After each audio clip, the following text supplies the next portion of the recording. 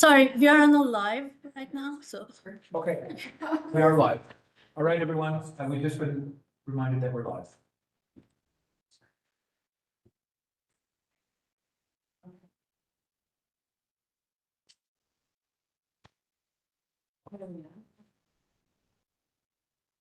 I don't know if I'll be able to share the slide. Okay, I'll share. So I'll just read it. It's okay. I'll just read it. Just, I'll just read from that. I don't know. If I can share. okay.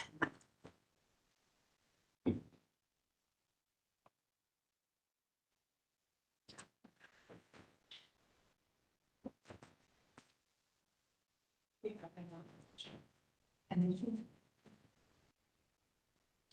Yeah.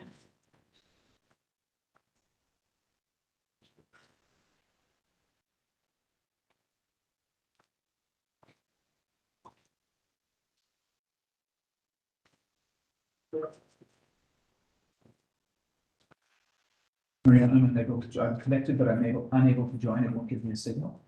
So Oh. I will. It's Is there any issue with Wi-Fi or? Yeah, I'm trying to use the Wi-Fi and it's not allowing me to. You use this one? Yes. Okay. Fine. It's not getting me to the point of putting in the data. Someone's got their microphone on. I'm just very slow, so I don't know.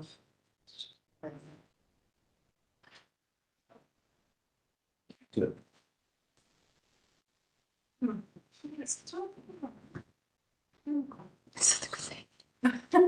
Yeah, but you need to. Oh, yay. Well, now it's Korean. Oh, it's her. Okay, better than nothing.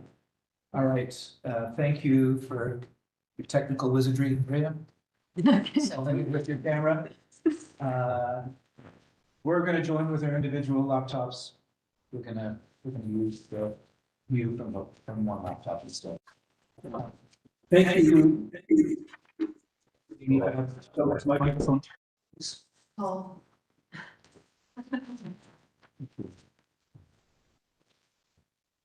So welcome. And thank you for participating in the November 19th, 2025 City of Toronto Design Week panel. We have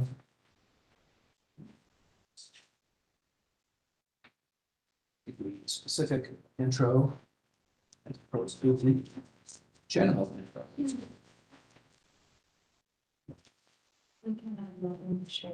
Here we go. For the meeting today, we have two sessions, growing Marlee-Glencairn and the Liberty Village Planning Study.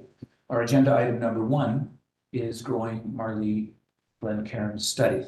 So thank you for participating. It's a study area as well. It's a study and city area review, as well as the second review of the growing Marlee-Glencairn. We have 1 hour and 20 minutes scheduled for the review. It's a formal review session. And there will not be a vote taken at the end. Not be a vote taken. Staff have been given 10 minutes for the presentation. This will be followed by a 20-minute presentation from the consultant. Discussion will follow these presentations. The session is being live streamed on YouTube. It's also being recorded. The recording will be available on the City Planning YouTube channel following the meeting. And I'm going to do a roll call now to understand attendance and conflict of interest. So if you could tell me, if you could confirm that you can hear me for those who are online, and otherwise tell me if you have a conflict of interest. Starting with you, Gordon. Gordon, are you there? I am here. Yes, and I have no conflict. No conflict. Olivia. Yes. Paul. Here, no conflict. Jim. Here, no conflict. Ralph. Here, no conflict. Have I missed anyone? No.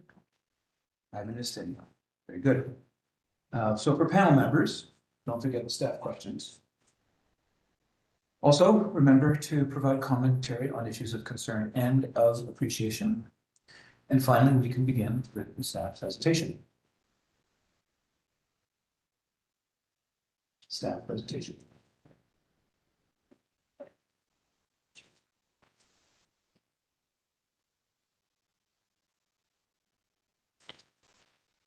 For the staff presentation, you have 10 minutes. At the 9-minute mark, I'll let you know that you need to be wrapping up. You can introduce yourself, then. Thank you very much. Good afternoon, everyone. My name is Marlee-Glencairn. I'm a senior planner with City Planning and Strategic Initiatives Unit. I'm joined by my colleague, Avinath Slar, senior designer and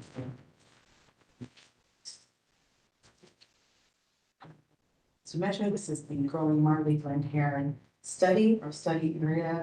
As you see outlined here in red, it's generally 800 meters surrounding the Glencairn Civil Station. As well as we have larger catchment areas for our mobility and our community services and facilities study. The purpose of this study is to ensure that growth positively contributes to a transit supportive community. There have been a number of development applications over the years in the area, and so we are looking to put in a comprehensive plan to guide that growth and identify what investments in structure are required to support this growing community. Also, the area around Glencairn Station is not currently delineated as a major transit station area, given that it's not planned to meet the minimum required densities in the central planning statement. And so we're looking to plan and delineate a major transit station area for this spot. We are in phase 2 of the study. In phase 1, we had a very robust community consultation process with a very engaged community. And in fact, there are a number of themes about support for housing, as long as it's supported with the right available infrastructure and how they are hand in hand, as well as we heard that Marlee really is part of the community. In April of this year, we did culminate phase 1 and brought forward to the council for adoption an emerging vision and draft guiding principles that will inform the review and remainder of the study, as well as inform the review of the development applications that are underway in the area. And generally speaking, the vision is an abridged version, but it does recognize that Marlee-Glencairn is a vibrant, resilient neighborhood with Marlee Avenue as the thriving commercial main street at heart, and is well connected with the safe and enhanced mobility and public life network. In fact, through our phase 1 engagement, we changed the name of the study from Growing Glencairn to Growing Marlee-Glencairn to recognize the importance of Marlee. Delay. Stop. Hey, there are 6 guiding principles in total. First 3 here are really focused on the public realm and ensuring a safe, accessible, and well-connected mobility network, parks, open space network, as well as recognizing Marlee as that main street, as a thriving commercial and community park. Principles 4 through 6 are more focused on providing a range of housing types and different housing sizes, as well as the need for investment in community services facilities to support the community. And of course, applying the lens of climate resilience to the growth as well, ensuring a resilient neighborhood in the face of climate change. This is a 3-phase study. We are in phase 2 right now. We last presented approximately a year ago with where we were in our existing conditions, and now we are in the options analysis phase, where we are presenting options to identify a preferred option for growth in the neighborhood. And then in phase 3, we will be identifying a preferred option and implementation planning policy framework to support that preferred option. We're starting our phase 2 engagements this fall, starting with design review, and then we'll have a number of other touch points with both technical groups as well as the public, as well as First Nations. And just to get a little bit into the planning policies, in February of this year, City Council did adopt new avenues throughout the city and updated avenues policies to our official plan. And in fact, in this area, both Marlee and the eastern side of Florence Avenue West between Bathurst and the Allen Road were identified as new avenues. And generally speaking, avenues are considered now in this new policy framework to be of a development of a mid-rise scale. However, recognizing that within 500 to 800 meters of a transit station in mixed-use areas designation, there is opportunity for additional height, where appropriate. One further level down in our land use designations, this is the existing land use permissions in the area. As you can see, it is mostly neighborhoods designation, where you have predominantly single, semis, towns, and apartment buildings no greater than 4 stories in height are permitted. There is a small section of mixed-use areas right along Marlee between near the Glencairn station. And regarding major transit station areas, so in August of this year, the Minister of Municipal Affairs and Housing did approve the 120 major transit station areas and protected major transit station areas that the city had already identified for delineation that met a minimum planned density persons of jobs of 200 persons jobs per hectare. As you can see there, we are sort of that gap in between Lawrence West and Eglinton West, where through the study we will be delineating. But for those approved PMDFs, the province did introduce new policies that would require as of right permissions, not necessarily minimums, just as of right permissions for a certain level of density, whether you're within 200 or 2 to 500 meters of a transit station, if you are in a mixed use apartment neighborhood or regeneration area. And so as we identify our preferred option, this came after we had already developed our options, knowing that this doesn't apply to us yet because we're not delineated, but we will be applying these limits to our preferred option to ensure that it could meet this requirement, assuming that it probably apply it to the new case as well. And with that, I'll pass it on. Thanks, Valeria. Is the hearing You volume level? like speak, you have to project his microphones in your screen. Okay, I hope you can hear me better. I'll take you through the context of the site and lead to the questions that we have for this esteemed panel. As Valeria took you through the site, and as you may have already known, the study area sits between the Glencairn and Lawrence subway stations, with the Allen running through it and acting as a significant barrier east-west connections. Marlee Avenue, on the other hand, continues to function as the main retail spine in the area. The surrounding context, meanwhile, is predominantly low density, punctuated by a few cluster of apartment buildings. And we also have the Beltline Trail to the south and the Allen Greenway along the Allen, which together present a key opportunity to strengthen connections to the broader open space network. The next slide, please. Is that okay? Volume. Yes. So building on that context, the study is largely defined by low-rise residential neighborhoods. These are complemented by pockets of ground-oriented commercial and retail users. You can see some examples of images there. We also see a few mid-rise and tall apartment buildings, typically organized as a large tower in the park type of apartment blocks. Next slide, please. I'll show you a couple of views of the area. I think these were presented last year, but just to reminisce about them. So this is a view looking south along Marlee Avenue. You can see 831 Glencairn nearing completion of construction, and 805 Glencairn, the far south side of the street. The kind of retail that you see in this photograph is what is there along other parts of Marlee Avenue, and serves as a key set of amenities for the large residents of the larger study area. Next slide, please. And this shows you a typical 1 minute. I think I will just go on the next slide.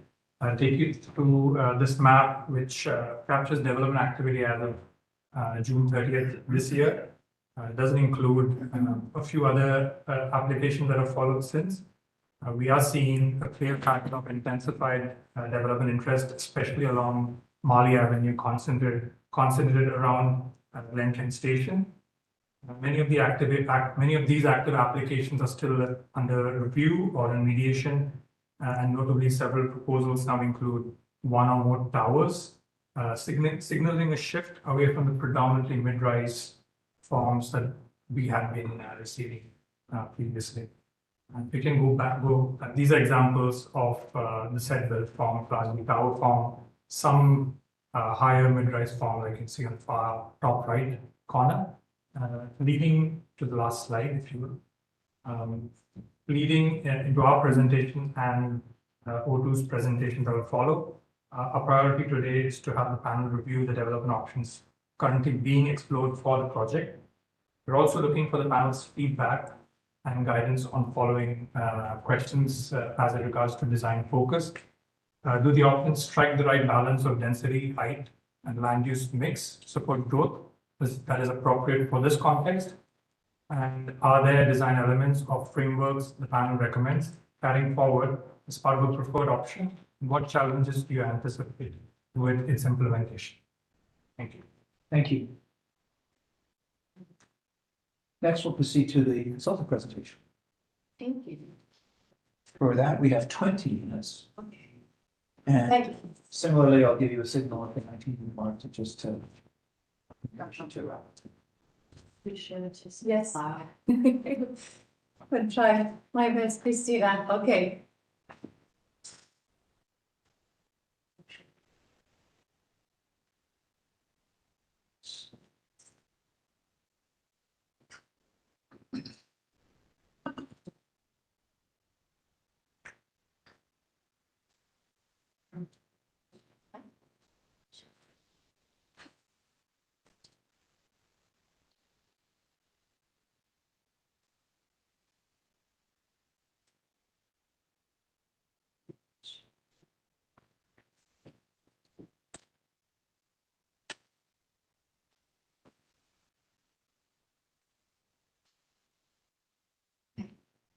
Can you see the presentation? No, it should be here. Is it good? Oh,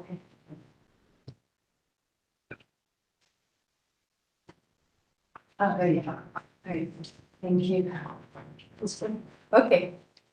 So thank you again for having us today. We believe that this session really helps further complement the design explorations that we have been engaged for the last year or so. So my name is Ute Maya Janpusta.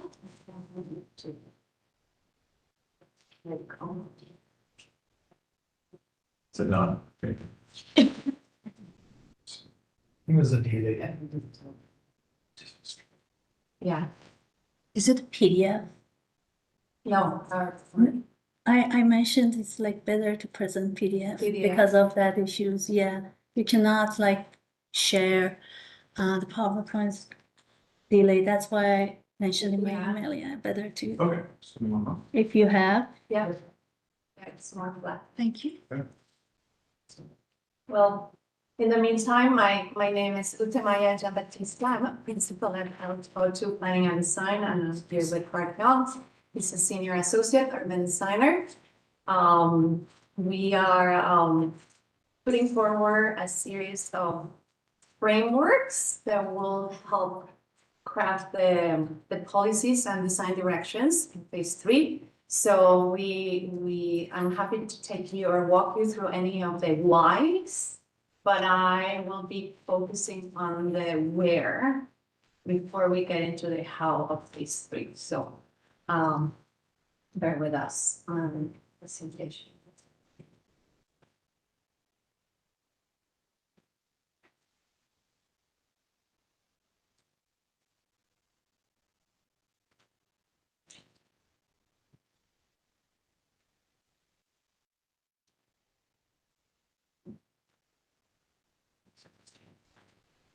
Yeah. Yeah.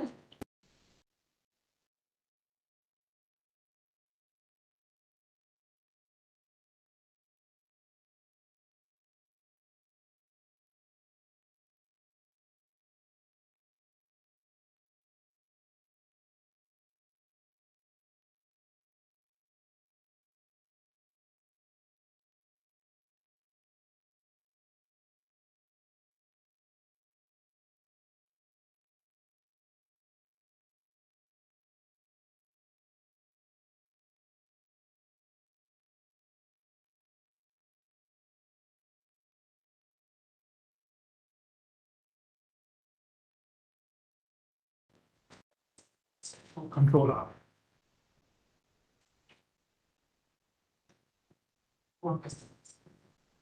Sorry. Or no.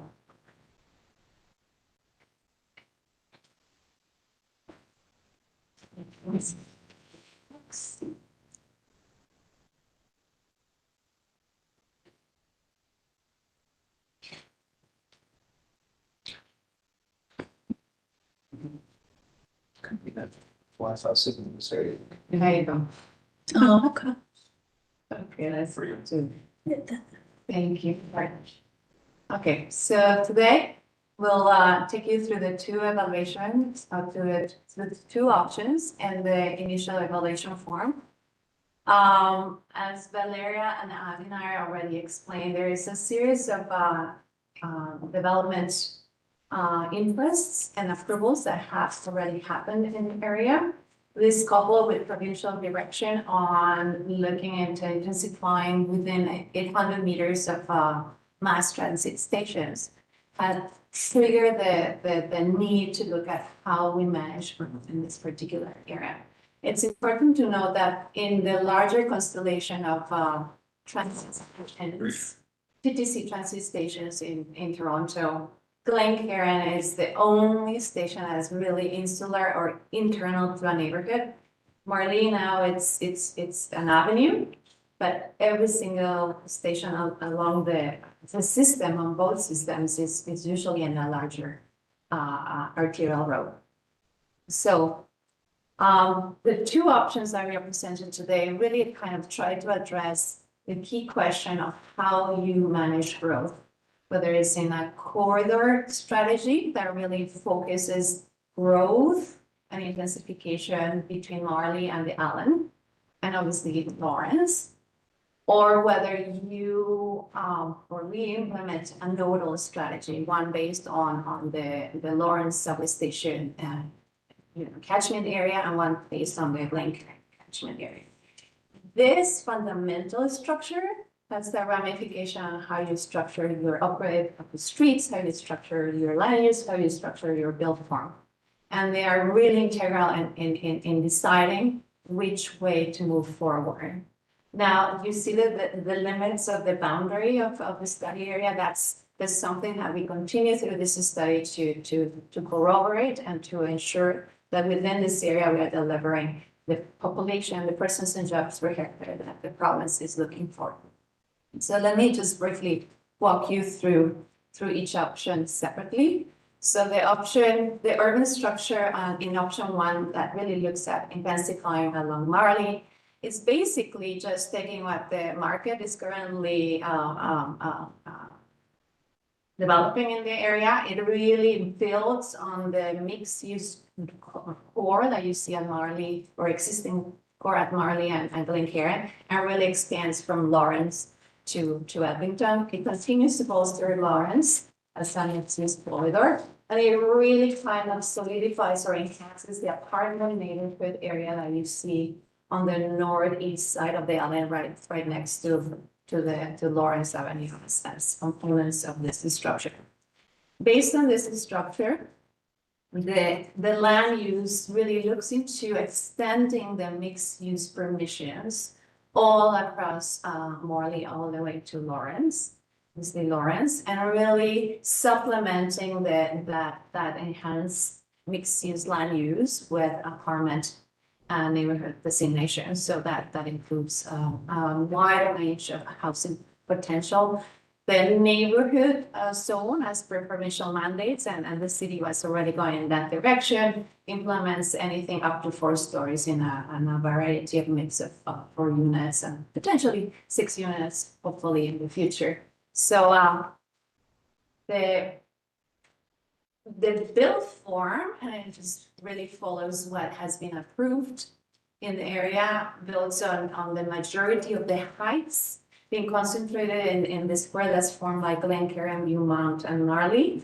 There is an existing apartment neighborhood at the intersection of Marlee and Roseland that's very vibrant and thriving. So that remains the same, but really intensifies the few blocks that you see between Lincoln, Marlee as heights go. You see heights along Lawrence, and then you have a tapering of trying to treat the rest of Marlee as a mid-rise avenue. The mobility that our team is putting forward, we are teaming up with Parsons, is really looking at establishing potential cycling infrastructure across entire study area or bounded by the main materials of Dufferin, Bathurst, Lawrence, and Eglinton. It seeks to continue to implement the near-term cycling program on Marlee. It looks at a series of improvements, traffic signal improvements, crossing improvements. But the key departure from previous plans is that it really looks at integrating cycling across the broader spectrum of the neighborhood rather than a few specific streets. And that results in a public realm strategy where you overlay the land use with the intensity. With this, we're seeing Lawrence and Marlee as the main primary multimodal avenues, with Glencairn and Riddell and Bell Park as being roads that can be improved and can accommodate the improvements, still need to be determined, but they can accommodate anything from green infrastructure and obviously cycling and pedestrian. The beauty of this is that we are trying to also build on the series of bridges that connect both sides of the island. There are 7 bridges between Lawrence and Eglinton. And other than potentially Roseland and Glencairn, the rest of them are not even very well known and as used. So this builds on trying to enhance some of the primary connections. So all in all, putting them together, we can refer this back if you have any questions to compare what the proposed options are. The score I will walk you through at the end because it just basically applies to the 2 options. But option 2 really is still the nodal idea where you really concentrate in an equal distance approach, the intensification and the upgrades that you can potentially implement around the Glencairn entrance and the Lawrence Station entrance.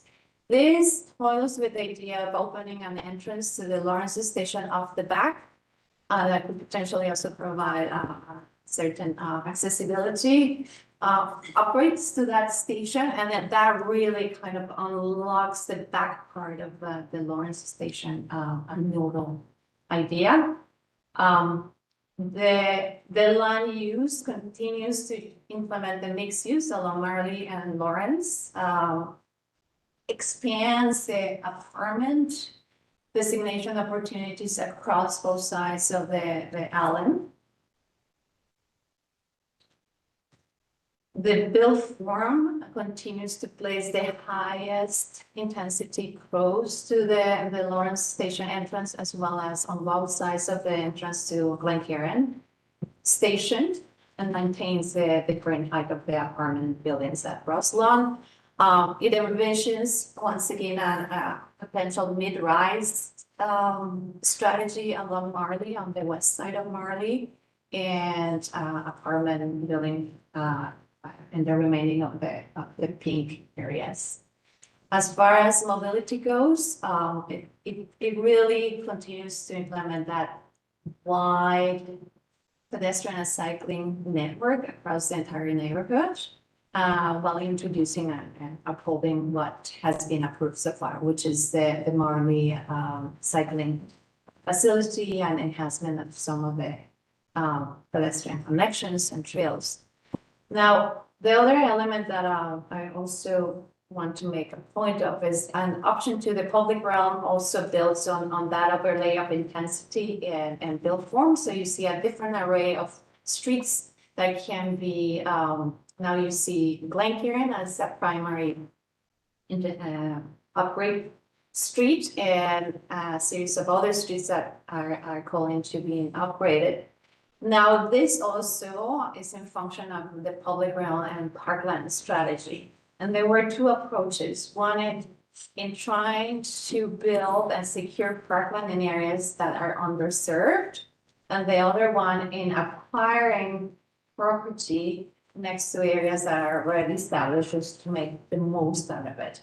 Recognizing that the bulk of the intensification at Glencairn, Marlee, and Viewmount will be of a more fine-grained pattern, and it won't be able, more often than not, to deliver parkland on site. So it will be mostly a cash and load strategy, and that's what you see here. In both options, the potential acquisition and expansion of existing parks takes a slightly different patterns in both options. And I'll just say, once again, to have the three strategies aligned so you can see and compare between both of them. We then develop a scoring chart that really follows and tries to tease out what goes into each one of the principles that Valeria presented. So you have the vibrant communities and access to daily needs, welcoming and connected public realms, safe, accessible and well-connected mobility, range of housing, and green standards. Within each, there's quantitative and qualitative aspects that help us determine which option is the best potential option, and not only which option, which elements of each option may be most pressing, because at the end of the day, the preferred option could be a selection of parts that we like from each option that are performing better from each option. So I don't know how many minutes I have left, but I wanted to give you a very succinct presentation. Next step. Yes, okay, so phase 2, we will finalize the evaluation of options. We have a series of engagement sessions coming up in early December with the community, stakeholders, and indigenous groups, urban indigenous, based on input and our own technical assessment with tech groups. We'll develop a preferred option, and we'll use phase 3 to develop the how and the implementation and the design standards and all the details that go once we decide where and the improvements and the intensification should be located. That's all for us. Thank you. Thank you. Panel members, we have an opportunity for questions of clarification before we go into the panel discussion. So I'll look for you to either raise your hand or I'll just go around. Start with Ralph and Gordon, do you have any questions of clarification to make sure that online? Yes, thank you. Ralph, I'm going to start with Gordon first. Great to you. Go ahead, Gordon. Oh, okay. Thank you, Mr. Chair. I wanted to go over to I haven't got the right. It's the potential for priority park expansion areas. Do you see that as being a certainty or something that is not certain at all? The potential to expand, you want to address or you want to go first? And second answer for it. Yeah. I think the parkland strategy, these are areas identified, based on the strategy of trying to expand existing parks where they are. Recognizing, that some of the applications are nearby, but if they're not, then, is there opportunity for offsite dedication as far as you mentioned, cash and so. Right now, the strategy has been mostly one of either immediate expansion when nearby or trying to secure offsite dedications. Okay, thank you. And I have one more question very quickly. I think I saw in one of the pieces of background information in terms of canopy cover that there is a difference, and correct me if I'm wrong, there's a difference from the east to the west in terms of degree of canopy cover. What is your strategy relative to that as part of what you're showing to us? part of the technical assessment board has been, and historically, there has been a great disparity of urban canopy between each side of the island. Through this exercise, we are using data analytics to assess how much more canopy or what's the gap based on city urban canopy goals and best practices. We're also assessing the loss of canopy that will come from development in the actual dense core of Glencairn and Viewmont and Marlee. Especially once you enter the territory mid-rise and high-rise, and with underground parkings and whatnot, but there will be a loss of canopy there. So what's the gap? Where we can make up the gap? Potential ideas could even be how we use parks. Can we integrate urban or urban groves or urban forests into how we design parks nowadays? And how that looks like? It may not be only a Glencairn question, but maybe also more of a citywide question of how we make up for some of that canopy loss. Thank you. Thank you both. Thanks. Gordon, Ralph. I just wanted to try to understand a little bit about certain decisions between option 1 and 2. I'm going to start with the east side. I'm going to say north of Glen Park. That I'm going to say in option. Sorry, I apologize. In option 2, you've expanded the apartment. I think the 6-story all the way to Englemont Avenue, all the way to the Allen. In the other scheme, much more compact. That's one question. There's a funny block, I'm going to say, west of Marlee between Glengrove Avenue and Glen Park Avenue. For some reason, you've maintained the existing built form on the west side,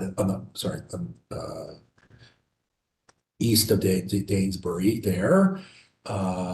And the last question is between Glengrove, north of Glengrove along the Allen, you've maintained the mid-rise along that frontage. So those are 3 areas just to kind of give you a, I mean, I guess the one on the east side of the Allen is a big kind of question mark of why that. Well, the expansion, the overlay of apartment buildings in a larger area of option 2 was meant to really reinforce the idea of equal distribution and intensification on both sides of the island. So that really is what's kind of creating that framework. Now, and you're absolutely right. I think that's a mistake that you mentioned. Which one is that? Area that the Viewmont the Hillmount and Marlee, that pink area. So there's this gradation of taking you from mid-rise to high-rise, and especially in close relation to the station. Oh, and I remember, Ralph, especially that pink. The little box. That box. So it comes out from once you actually model the law, and you bring in what has been approved next door, and then you apply the city guidelines. There's not much left, right? Yeah. That's a resultant. Yeah. Right. Yeah, so now we have to go through once we create the policies, we have to reconcile the fact that unless there's a change in the policy, all in all, just based on current policy, that will remain a mid-rise, even in the images surrounded by. And that block. And that was just an approach of trying to phase out to Transition. transition. We went through kind of a heat map exercise that overlaid 2 2.5 and 5 minute walk access to transit station and bus. And there's also a very calibrated effort to really be very mindful of when we transition heights. So as to have a little bit more of a rational when once you have two owners, one with one height next to the owner with a different height on how we transition and when we transition. So just to make more of a narrative. Yeah. But I'm gonna say stable neighborhood, just for the sake of Yeah. saying that word, which shouldn't be stable, we all know that, too stable. It's 4 stories though. Yeah. So we're going from 4 allowed to 6. Yeah. Okay. Yeah. And then this is just equalization or just? Yeah. Okay, It's equalization, and in the previous, option 1, it's basically it's a very modest yeah. attempt of just extending the apartment designation further north towards. And sorry, one last thing. The idea that you couldn't put taller buildings there, like. That can also be something like. Alright, got it. Yeah, yeah, or actually try to balance both sides. Of Right. it. Got it. Thank you, Ralph. Sorry. Got it. That's Uh, good. Anyone else? Questions or clarification? Paul? Excuse me. Thank you. And maybe just building on these, I'm trying to understand the distinction a little bit between 1 and 2. Are they the same population that result, or there's different unit counts and populations? There's different unit counts. One is more denser than the other. But the idea was to just in general terms try to have a very minimum to the 200 persons and jobs. Sure. I'll ask this another way. The urban structure looks quite distinct, but when I look at the built form maps, the Marlee Avenue is give or take almost identical, a little bit around Glencairn perhaps is different. And then the main difference is the expansion into the neighborhoods east and west.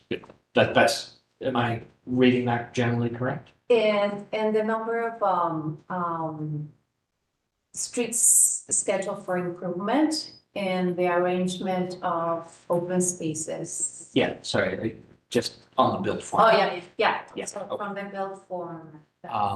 All right.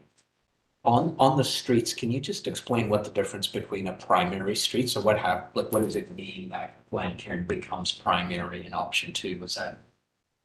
Primary street, we were referring to streets that will be mixed in their delivery of transportation, obviously transit, as well as cycling. The other streets, the streetscape improvements, streets still going through an assessment, they can be improved to have an emphasis on green infrastructure or emphasis on combined cycling and pedestrian. There's no clear definition yet of what the upgrade will entail, but in general terms, the amount of upgrades kind of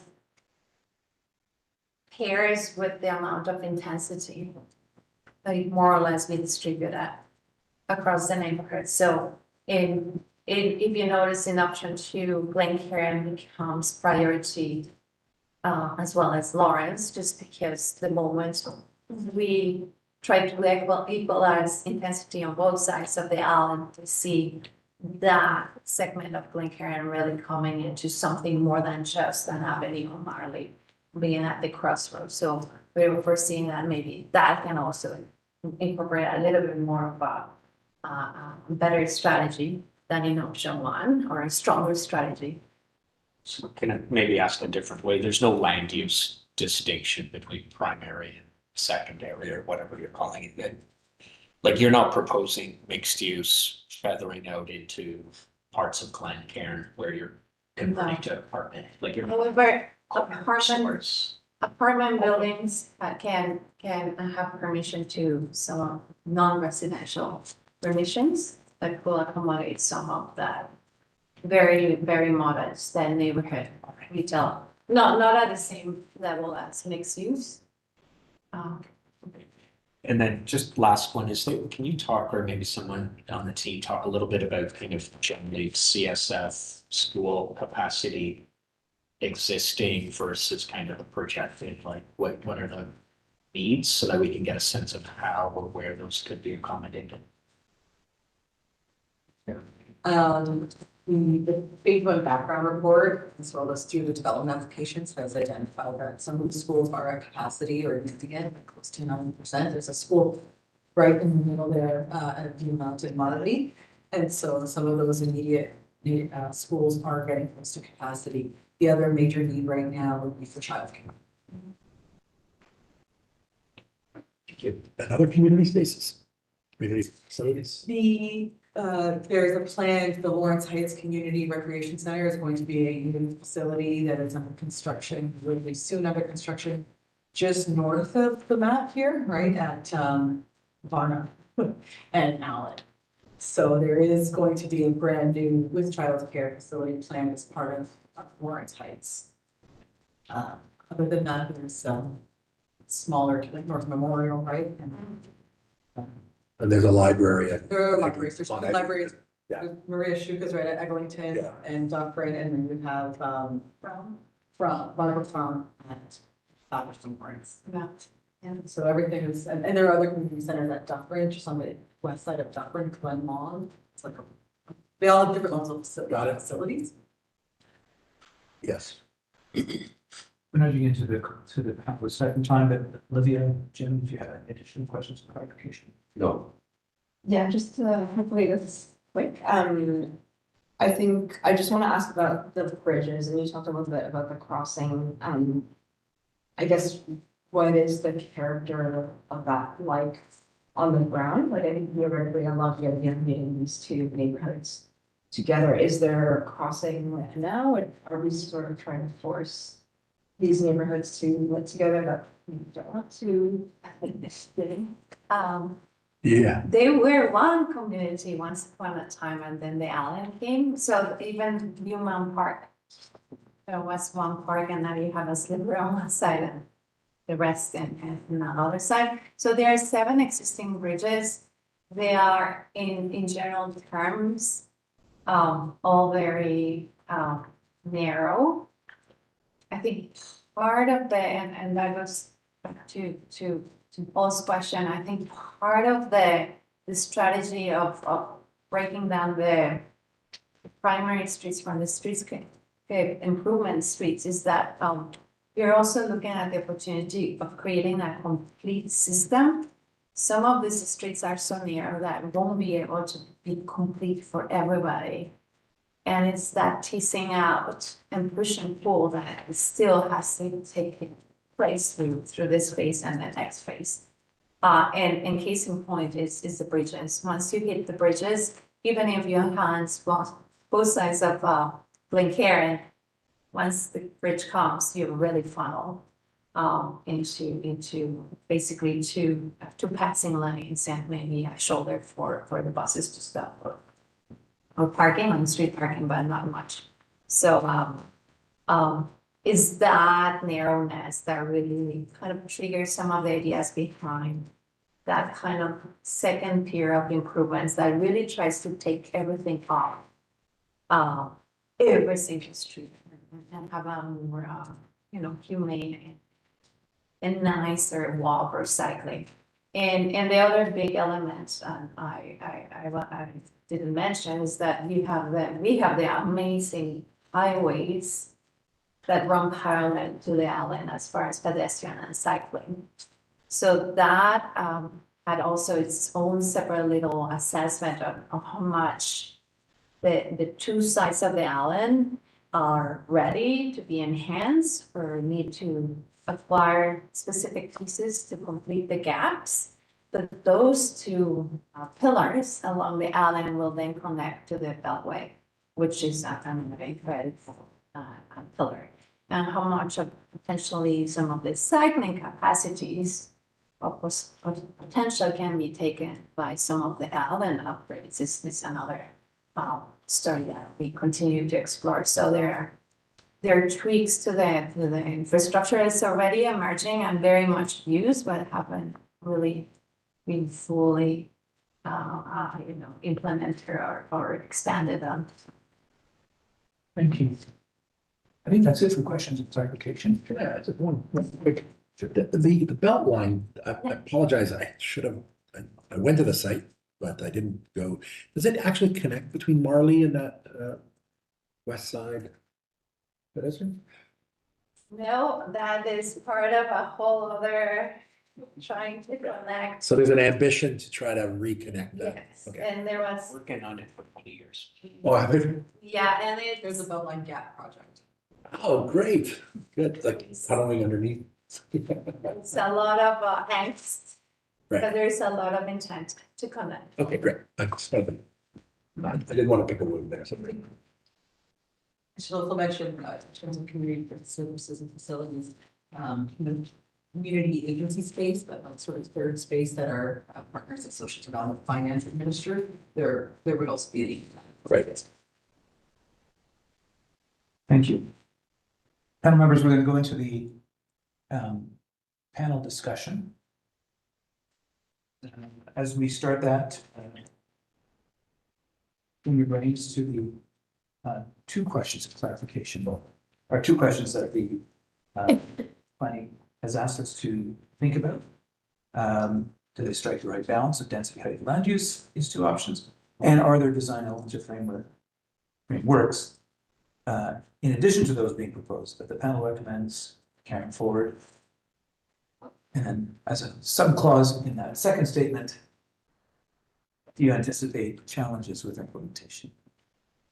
So we're going to use the same sequence as I did for panel introductions. So it'll be Gordon, Olivia, Paul, Jim, and Ralph. Starting with you, Gordon. Great, thank you, Mr. Chair. Well, first of all, thank you to the city team and then also the O2 team as well for the presentation. It's really great to see one that is so descriptive and easy to understand. The layers that you've set and the graphics that work really well and give us a pretty clear sense of the possibilities of both of these options. I think my comments are going to focus on a question that I think comes up a lot when we look at studies like this, and that is beyond the tactical measures of infrastructure and just walking distance, all of those things, is how to, within this, capture the character. Either it's creating a character, a new character for an area, or capturing or trying to keep some of the things that are there, but they're sometimes hidden. And I recall, Paul, when you were talking about a similar study on Yonge Street, either side of Yonge Street, just north of 401, there were, I think you found, I think what you referred to as the serendipity, some of the things that you would take to heart as you move forward because they signify something special happening in that community. And I can't remember what it was, but I remember it was very, very interesting because the study was big like this one, and yet within that you were finding at a different level, a more personal level, things that would be worth using because they would have an impact on a neighborhood that was already well loved, or a service that was already well loved. And I guess the one thing that I'm going to just focus on within that is picking up on my questions earlier about green. And I see that there is a layer for that. And I look at some of the two options, and I look, for instance, at option number 2 on the west side of the Allen, where there's going to be a change, sort of a missing middle change. And would love to see a further layer of tendrils of green connection so that we can understand when a series of blocks, say on the west side in the northeast corner, sorry, on the east side, on the northeast corner of your study area, to understand how green will be brought into that. I think you brought up a very cogent comment earlier, and that is we're going to lose canopy. We already have part of the study area which has a dearth of canopy, and how will that happen? And it would be great if that could be put in now because it has an impact on, if you go through that neighborhood, which was sort of mid-rise, I think about 9 stories, 6 stories, where will the green go? Where will the parks go? Where will the pocket parks go? How do they connect? How, as you make your way up Allen, the Allen Expressway, you've got one park at the south which borders on and could possibly cross over, and I'll come back to that in a second, and join a park on the east and the west side of the Allen Expressway. How could the one which is called Wonderly Park, how could there perhaps in the overall plan have an ability for it to come to form some sort of connection? And that connectivity, I think, would help set the difference, that would help set the character of the future character of this overall area, which in turn becomes a precedent and an exemplar for future areas, but also starts to fulfill that promise and the various principles of something that's very human, very connected, and a place that you'd want to live in while the density is actually increased. I'm going to end by talking about the Allen Expressway, which is an unusual thing going through. It in one way it creates transportation, but in the other way it creates division. And I would love to see how the handle, and I realize a section at this time seems like I'm getting into the weeds, but I think it would tell a lot as to how we humanize the edges of the expressway. If we're going to have a lot of density along the edges of the expressway, more than there is now, then it would be good to know how how that transition is going to be occurred, because so many developments do not do it very well. And if we're going to rely on those areas for increased density, then there has to be increased enjoyability of the life along that area. So really looking forward to some of those things. Thanks very much. Thank you, Gordon. Next, Olivia. Thank you so much for your presentation and for your package. I agree with Gordon, there was a lot of thought and a lot of background put into the work in terms of the thermal comfort principles, analysis of the tree canopy. There's a lot of detail there, and I think in both options, there are a lot of things that make sense. I hate to choose an option. I guess I'm sort of leaning towards 2 because there's a lot of things that I like there in terms of circulation and the way that the circulation really captures the green spaces and connects people to the green spaces.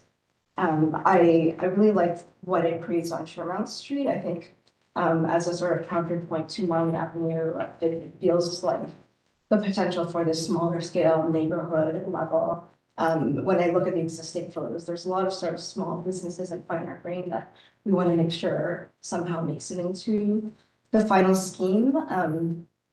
With option 1, I worry a little bit. I think the connectivity between the 2 neighborhoods is something that's critical, and option 1 obviously is a bit more biased towards the west side. So I think that's a little bit of a problem for option 1.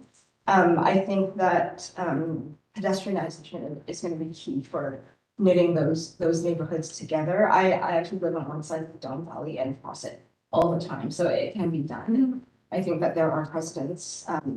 Just making that experience nicer will be really critical. I think connecting people into the green infrastructure will be critical, and I would suggest like using multiple strategies to achieve that, making sure that the streetscape of Marlee Avenue is replanted and doing that sort of street section, which I know is the next step, but that level of detail is going to be really critical in terms of making sure that we are successful here, making sure that there's a lot of connectivity to the Beltline Trail and that sort of more regional network, and that people are able to access it really easily will also help a lot. And then this might be a bit of a moonshot, but I think looking at the schools in the area and the potential for a lot more tree canopy there. I don't know if there's opportunities to work with the school boards on that, but that appears to be an opportunity in just looking at the aerial shots.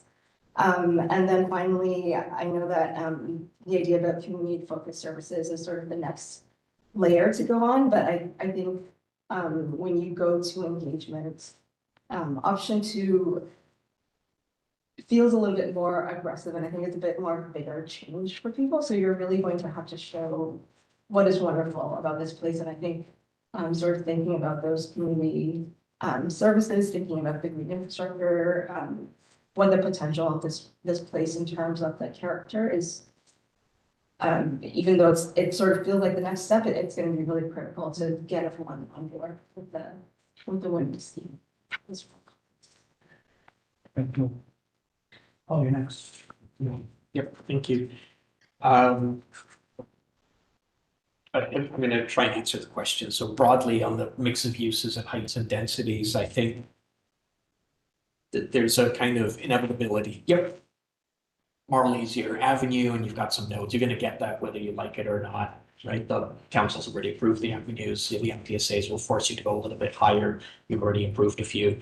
That's kind of done sort of the details. I think the big question is the expansion into the neighborhoods and how you nail that. And broadly, I think it's good, but devil is in the details. And so I'd say that the option 2 specifically with the broader expansion is ambitious. It kind of speaks to rebalancing things. But again, we'll get into maybe in the second question about implementation, about what that really means. Stepping back to kind of the frameworks on the mobility green and other things, I think it requires some hierarchy. There's a kind of level flatness to everything. Everyone is a cycling route. And I think given some of the competing needs, perhaps you may need to articulate one is more, I don't know, Glencairn's about buses and retail perhaps. And then the other parallel streets can be more green streets and active transportation. And it's okay if a street does 2 out of 3 things well. Even we don't have to, we struggle when we try to do everything everywhere all the time, and it kind of nothing, it all kind of gets gray. So I think don't be afraid on some of those mobility maps, especially to kind of pick and choose winners and losers. It's not losers, but they're just different. We love all our children equally, right? And then use the public realm plan, I think, and some of the amenities, whether it's schools or subways, as kind of the destinations to establish a rationale for that hierarchy. Where are people really going? What's the pleasant way, safe way, fast way, convenient way? And it may start to become clear.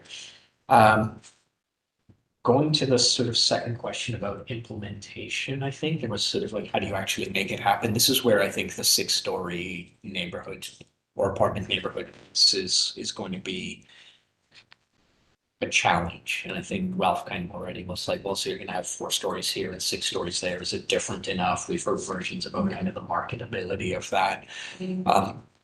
I think you're also going to have questions around land assembly, right? So what happens if somebody does just one house and does a 6-story thing, with almost a party wall condition, and then you have a bungalow, and then that next one's a big assembly, and they do a big courtyard scheme, try to do 12 stories, and someone does stacked houses on the backside.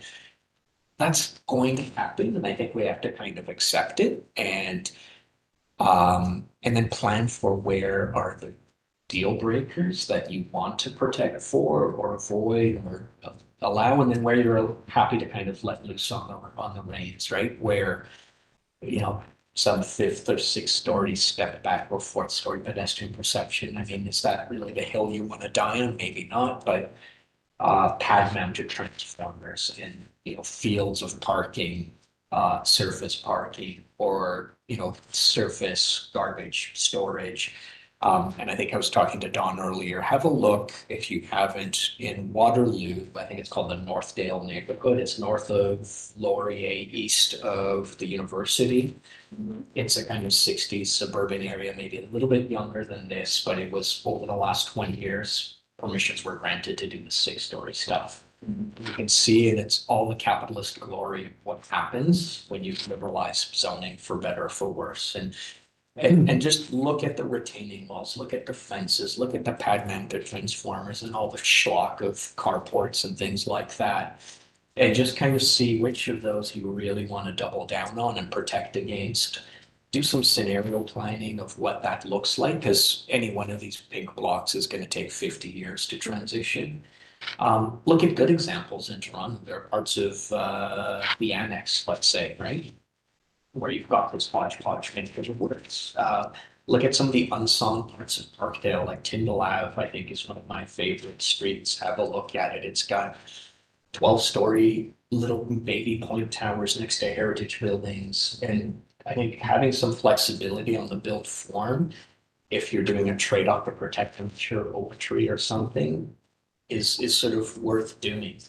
And so I think as you work through this, I think keep that designation, but figure out what you really want to implement. And so maybe to conclude, I think you got to go back to some of your principles, because the principles talked about a lot of good things, but I don't see it in some of these plans yet. We probably just haven't gotten to it, but find real concrete examples of how you connect to communities and deliver great infrastructure. What does that mean? Like, what do these stars and arrows and circles turn into? And where do you start to co-locate the daycare, the plaza with the rain garden, etc., and start to identify those special places where you're going to push the development community to really do something important. Maybe it's linear parks, maybe it's taking advantage of some schoolyards, and start to stitch or tease out of the uniform grid of blocks and where are the special spots, and then kind of have a vision that you can really sell people on, because otherwise they're going to see a whole lot of pink and get really scared and get very defensive. But I think if you can sell them on the benefits that come from connected green communities and access to facilities and daycares and all of that, hopefully there's a positive take. I'll end it there. Thank you. Next goes to you, Jim, and then after that.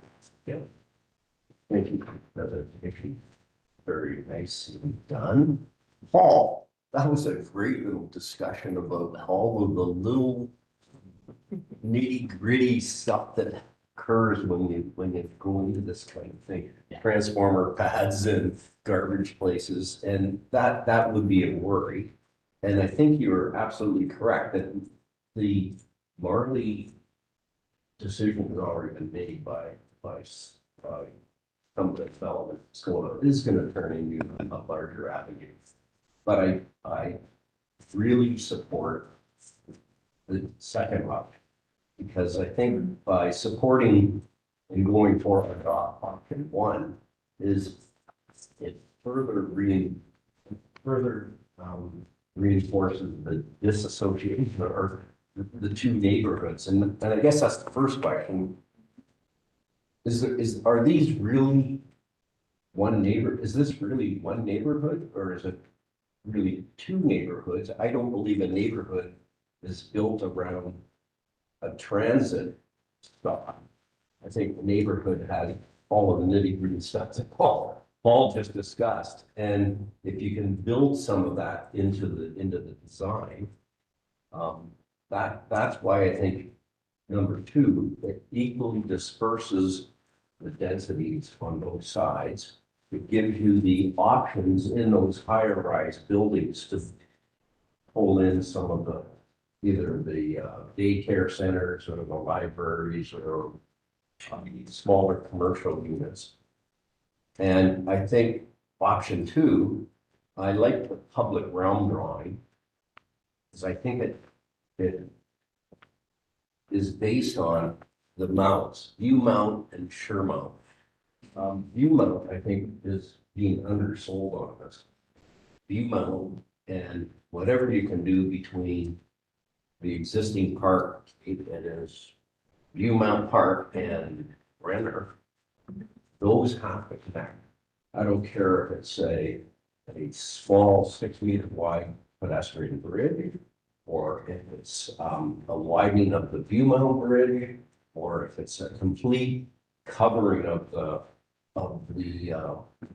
Allen Expressway. But I think that's key, and View Mount becomes really important. Your picture of View Mount indicates that it's got a sidewalk only on one side. So it has lots of potential to expand and become maybe a narrower street with better boulevards and planting and all that kind of stuff. And then in addition to that, View, what's the other one? View. Sherman, sorry, Sherman becomes another green area. And I think those two green spaces will help allocate the need for more green spaces. But I think your choice of building, if you could build a 6-story courtyard development where people buying, it becomes more like Paris, where the public space for the dwellers is behind the buildings, and then that would put a little less pressure on your public realm to expand. But if you just build with front yard boulevards and all of those kind of things, I think you need. I really think Paris has a better example of 6 and 8 story buildings and how to give public space, or sorry, open space to the dwellers. The next thing is, and Paul kind of touched on it, how do you build in the new bylaw? It was just passed, like the nitty-gritty stuff about corner stores. Can you build corner store ideas into this thing where if you're in version 2, you have little nodal points along all that pink area that become the real destination for the dwellers. Not because if you're transiting, yes, you want to get to the Ontario station, you want a bag of milk, you don't want to drive to Yorkdale. You want to be able to walk. So if somehow you can get that into the zoning and make those kind of things happen, I think both of the neighborhoods have become more rich. Certainly will happen on Marlee, but on the View Mount side, I think there's room to figure out what the pink squares are going to be. That's no comment, Mr. Chair. Thank you so much, Jim. Great, so I have like 2 scales that I'm working at. One is the larger scale. I think option 2 is my starting point with modifications as well. I'm gonna say it's hybrid. I think that I think you have to go big. And I think the idea of expanding, this is a great opportunity to test the mettle of your consultants and the city about going into these neighborhoods and doing the right thing. And my comment was 6 to 4 is already a sensitive transition. It's a very interesting question about is 6 viable or not viable, but at the very least, I think we try. And I think there's a way to kind of tease out I'm always thinking about how my clients are going to assess it and implement and be able to deliver it. So clearly that's the ambition, but I guess it's called what's it called? The mounts, one of the Shermount. So between Shermount and the Allen, I don't understand why we're not putting taller buildings along the Allen. Like it's an obvious spot to transition from the Allen into the neighborhood. All your morning shadows are going to go onto a highway.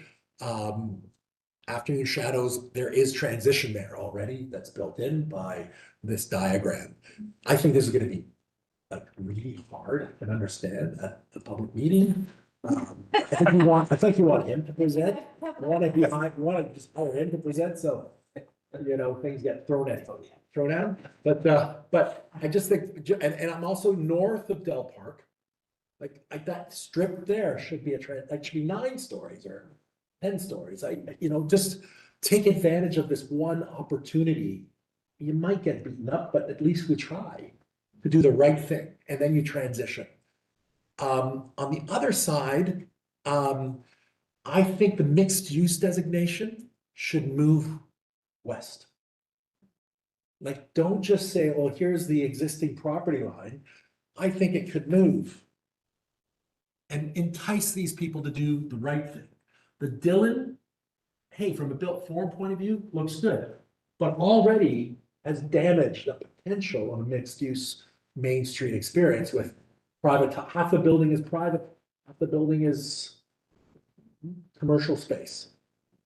It's already in the wrong side of it too, on the south side. So hopefully, almost impossible to change those, but maybe eventually somebody might say, can I put a clinic, a health clinic or something, nails, I don't, in those little residential units and transition those.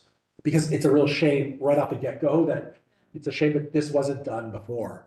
So that's my built form, I think. And then park, I'm all for park expansion. I think that there's I like I love the shortest hydro corridor expansion. I think it's really smart. I think this is really smart. I don't think I'm gonna get to this. I question this one. And I really think this is a amazing opportunity to expand one side or the other. They're a little short block of residential so that there's an episode that gets you to here. I'm not going to comment on all the other good comments about that, but Romer is a really great one. And then there's Stainer. I'm trying to. Yeah. There was Stainer. I don't remember where. It's just like a Roma. South of, right immediately south of Roma. Right. Also. Right. Yes. And so then I get to what I really want to talk about, which is character. And Marlee, I know very well. There are a lot of, I'm going to say, upside down arches in some of those houses in that neighborhood. A community facility is Lady York Foods. I don't know if anybody's ever gone to Zita's. It's the closest thing to the Sopranos that you're going to get in Toronto. So, but what's remarkable about Marlee is it's this episode between Eglinton and Lawrence. I don't believe in retail connectivity. I actually think it's gonna fail. And what is more important is to create a Marlee that almost represents the kind of spirit that it is right now. It's this episode of retail intensification, kind of on either side of Glencairn. And so I would say like north of, oh my God, what's it called? There's a little street, Coldstream, little Coldstream South. And Coldstream South could be a gateway. And I don't like the park expansion along Marlee. I think that could be a whole. I love the park expansion Wanderley along the west side. But we have a little parkette at the corner of Marlee and Glengrove. And to kind of use the kind of culture of the past here, square to square, and a main street in between. So that space should be a square supported by mixed use intensification, and then find another spot down by Rydell, I think. Or all the way to Rose Lawn. It's going to be a bit single-sided, where adjacent to the hydro infrastructure to do another one. And they become the mixed use gateway. And then south of that and north of those, let those be residential. Maybe they're set back a bit further with a more green boulevard, getting to that intensification. Because I think what's going to deliver this is not a kind of rush stroke of, okay, it's going to be mixed use and we're going to have another Main Street. I mean, you have to compete with Eglinton and Lawrence. What makes it special is the fact that it's a neighborhood experience. And if anything's going to connect a neighborhood to the east, is the success of a really beautiful set piece of urbanity that is Marlee. And I think maybe some setbacks for larger boulevards. There's something called a near-term cycling infrastructure plan for Marlee. I don't know if anybody heard my ranting the last session. Like, please don't let it happen yet.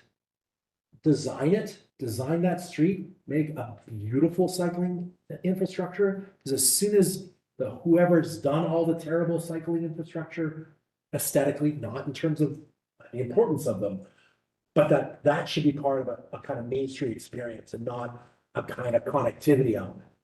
And so I think I'm gonna say character, incredibly important. Allowing mixed use neighborhoods to be deeper, allow more density, more height and density. And allow those developments not to be shoehorned in what is already challenging, these depths of these blocks, to be a little larger, and then have that 6-story transition. And as well, I think I mentioned the one here, that should be 6 stories as well. It just make all that 6 stories. I think it's gonna be an odd condition, and it just allows a block that can wrap around this space in a more intense way. So that's it. For me. Thank you, Ralph. How am I supposed to? If we see what Ralph just said, well, that's inspiring. Well, I'll start and go back a little bit to where we were with Gordon. He was making the same point you were, making sure the character, both the existing character and the proposed character, are integral to the densification. And we know that about all of these areas because it's easy to think about them without the character. Wonderful to imagine the studies and the mining that can happen to extract elements of character from those things. The idea of tendrils of green, yes, they've been identified, but Gordon's using an expression which tells you that it could be something bigger, narrower than a park, and providing continuity, not necessarily just spaced. We like that expression. And always reminding us, as Gordon always is, to be thinking in terms of exemplars. How do we take the incremental nature of the work that we're doing and how do we elevate it to seeing it as something that is going to be representative of the right way to do it for other projects. Many mention ways of increasing the enjoyment of the edges of the Allen. We see a lot of people walking along the Allen all the time, as far as they can go. How can that become a civic experience? And we know it's a topic which has been exhausted, but we have to remind that it is going to be crucial for the success of this neighborhood. And then the Marlee streetscape mentioned to consider how important it's going to be, considering the tree canopy elsewhere, how important it will be to replant the Marlee streetscape. And then back to the edges of the Allen. If the edges of the Allen can be pedestrian, green, and cycling, and the gaps in the belt line are connected, then the pillars that we were talking about can be fulfilled in terms of an active transportation core to this neighborhood. It was mentioned that the uniformity of the cycling infrastructure might need, or the active transportation infrastructure might benefit from prioritizing. So you can understand what is the main street and what are the secondary streets. Really big topic is incremental adoption of the increase in density. Are there good examples that can inform how one describes it? We know that this is a few steps ahead of where we are now, but it would help when it comes to having a vision for the neighborhood and the neighborhood presentations. What does this look like over, as we said, 50 years? And I think that leads into the point that having a vision that will persuade the community of something that is relatively unfamiliar. Although I love seeing the maps, the photographs of New York City when elevators were introduced to New York City. Everywhere in New York was 3 and 4 stories, all stair access, and then there was a 15-story building right next to it, and it was the beginning. And of course, similarly in Paris, just before the Grand Projet of the 1830s to 1880s, it was 2 stories, and then the main boulevards and all that height was introduced. So it has happened before. It's not easy for us to think about Toronto being on that precipice, but we are, and certainly in these areas. We heard a new, most I would say, suggest that option 2 is preferred because it takes an equal approach to the density, recognizes that despite the cleaving of the neighborhood, that density should and it would be better distributed on both sides, and may in the future help knit the communities together a little bit better. We heard something that I'm really interested in, and we know that they're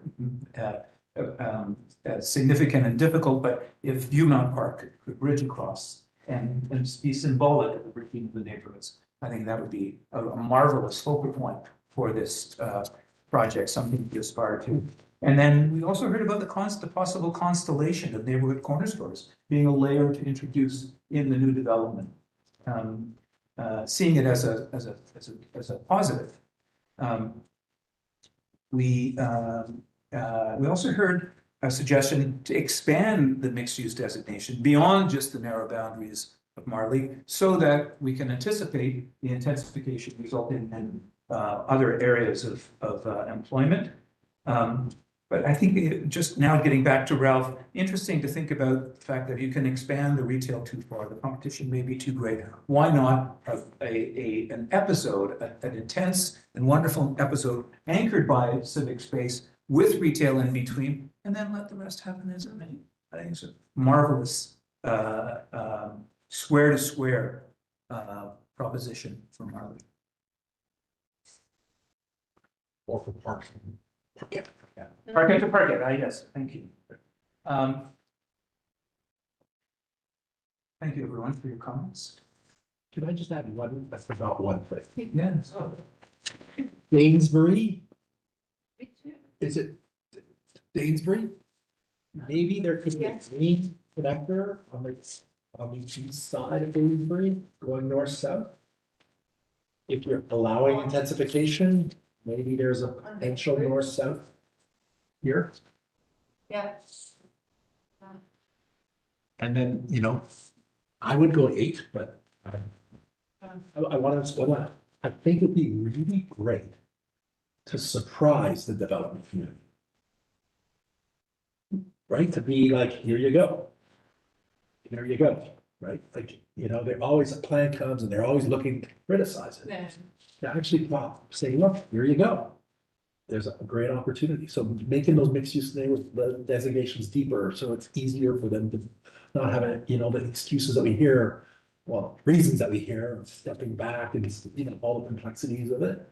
Just go for it. I think it's such a great opportunity. Yeah, I was so excited about this thing. It's a great neighborhood. That's the end of the session. Thank you very much for your presentation. Thank you, Pam, for your comments. We are set to resume at 2:55 in about 9 minutes, 11 minutes. So the math, 11 minutes. Thank you, everyone.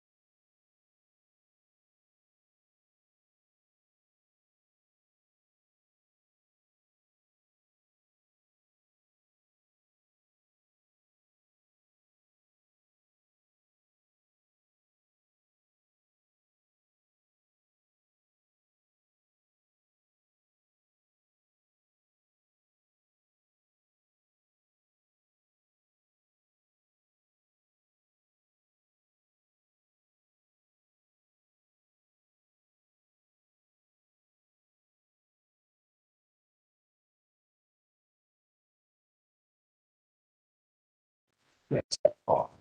We could have the land acknowledgement, please.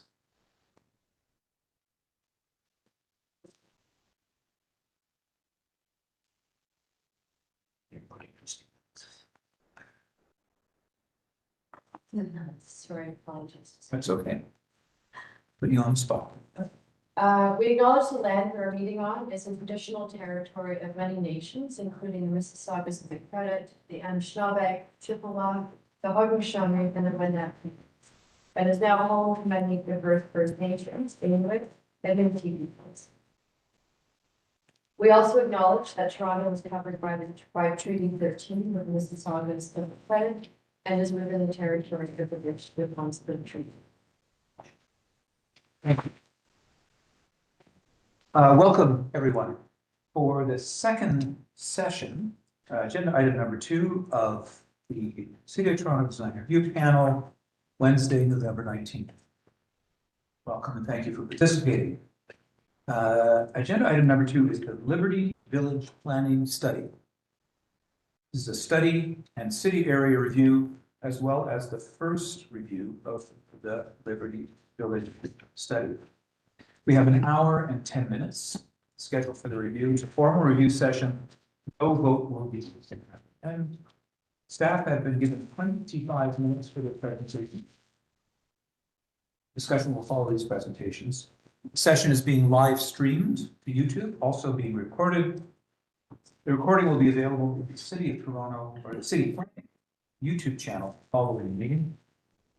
And to begin, first step, I'm going to do a roll call to make sure that we still have connectivity and we don't have any conflicts of interest. So starting with you, Gordon, how's your connectivity?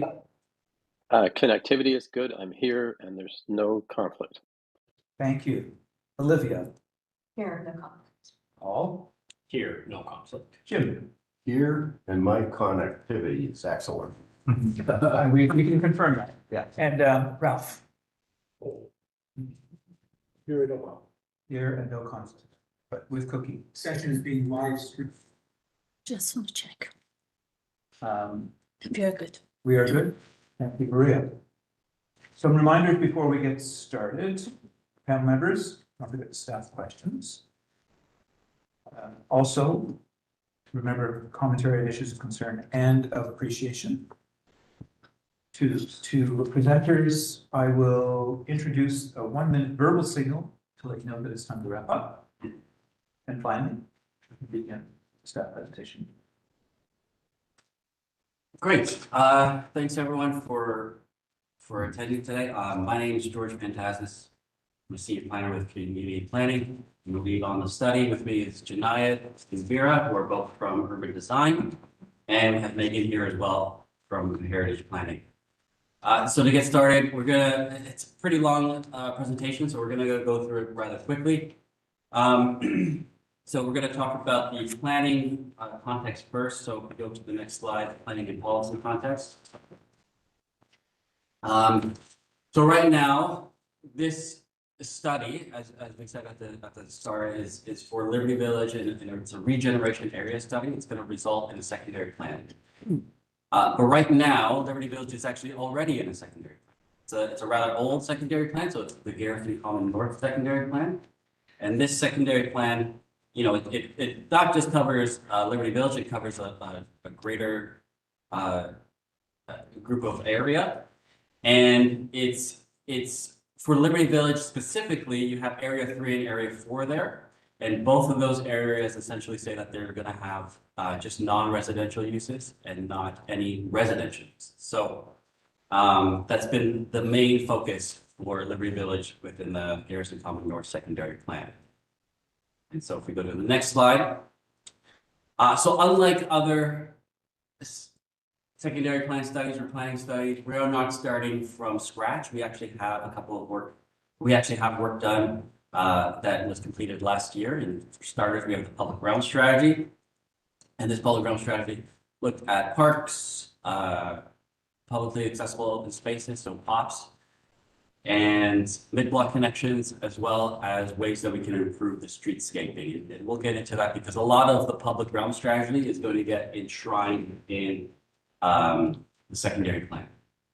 So next slide, we've got the traffic action plan. So this is another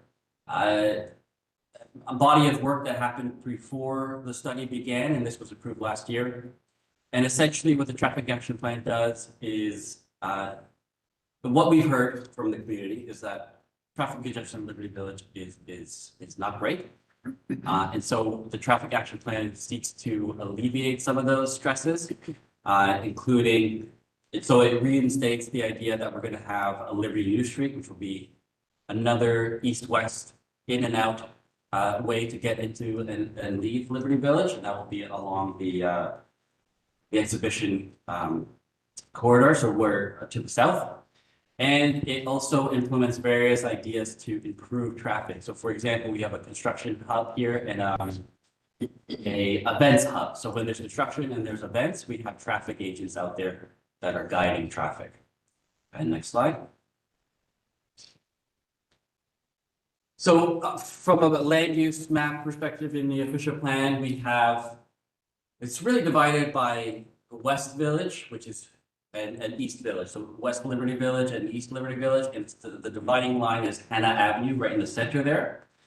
And West Liberty Village historically has been core employment, but because of recent changes through certain settlement discussions, which we'll get into, it was redesignated into regeneration areas. And with any regeneration area, we'll have to have a secondary plan. And the secondary plan doesn't just look at West Liberty Village, although that is the focus. It will apply to all of Liberty Village, so both West and East. And much of East Liberty Village is mixed use. It is where we've had residential, and there's still a few sites that are left that could be potential for redevelopment. For example, the Metro site is still quite a large site with a large parking lot, and that could potentially become a development site in the future. We also have some city-owned lands there, where there's a police station, for example, that could become a site for redevelopment in the future. We also have 34 Hannah, which is intended to be a new park. And also there is that corner piece, right? Not corner piece, but right in the north section there, it's the light purple.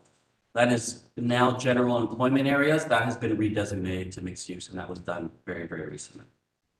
So next slide. So for Liberty Village, it's sandwiched between two major transit station areas.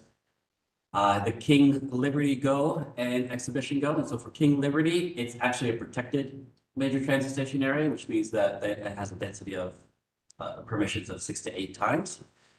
And Exhibition Go is intended to be a PMTSA, but not right now. It's not approved right now, and that's likely because there's a transit-oriented community there. And that has been the case for other areas around the city where PMTSAs are expected, but because there's a TOC, it remains an MTSA for now. Next slide. So for parks, there are several, there's some existing parks and there's some new parks that are coming. The one that's most notable is the one right in the center, which is 34 Hannah. That is, it used to be a TPA lot, and now it's going to become parkland. That parkland will happen after FIFA. We have sort of a temporary outdoor space there right at the corner, but it's intended to become entirely, hopefully green space. We are doing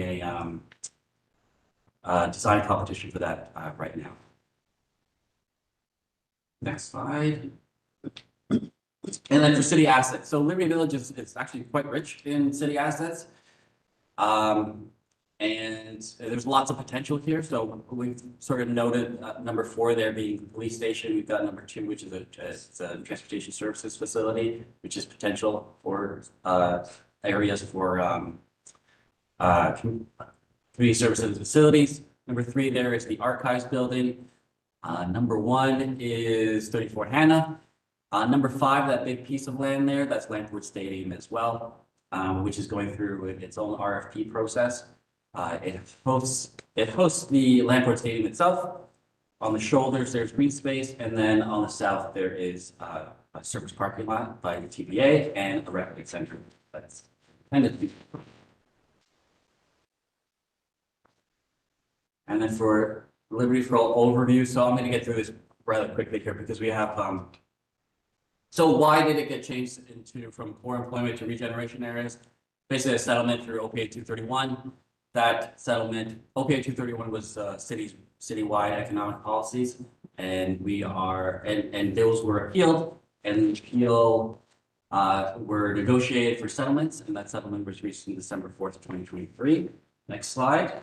Some highlights of that settlement includes changing that core employment area west of Hannah to regeneration areas. That means introducing residentials. It means requiring affordable housing in new development. And it requires 45% of non-residential, of the total GFA of any new development within that regeneration area to be devoted to non-residential uses. And although the policy says, the settlement says that no redevelopment can proceed, we are still getting applications submitted. Next slide. Staff involved, everybody under the sun. It's a cohesive and multidisciplinary study. We've got engineering, urban design, heritage, transportation planning, community planning. Everybody is involved in it. Next slide. Consultations. So we've done various consultations and surveys. Essentially, what we've heard positively is that Liberty Village is a vibrant village feel. It's conveniently located to banks, restaurants, and grocery stores. It's walkable, and it's just got great proximity to various things. In terms of what needs improvement, it's traffic congestion and no community services and community space and more green space. Those ones are the three ones that keep cropping up. And then we also have the historic character. And again, a lot of this stuff relates back to transportation. Let's have more transit and let's be less car oriented. Next slide. The roadmap for the study. So we have 5 phases here. We're in phase 3, which is in the middle here, where we're starting to draft the secondary plans and consult on those emerging directions. Phase 4 will do, we intend to bring final report forward for a first TYCC, and then phase 5 will be implementation. Next slide.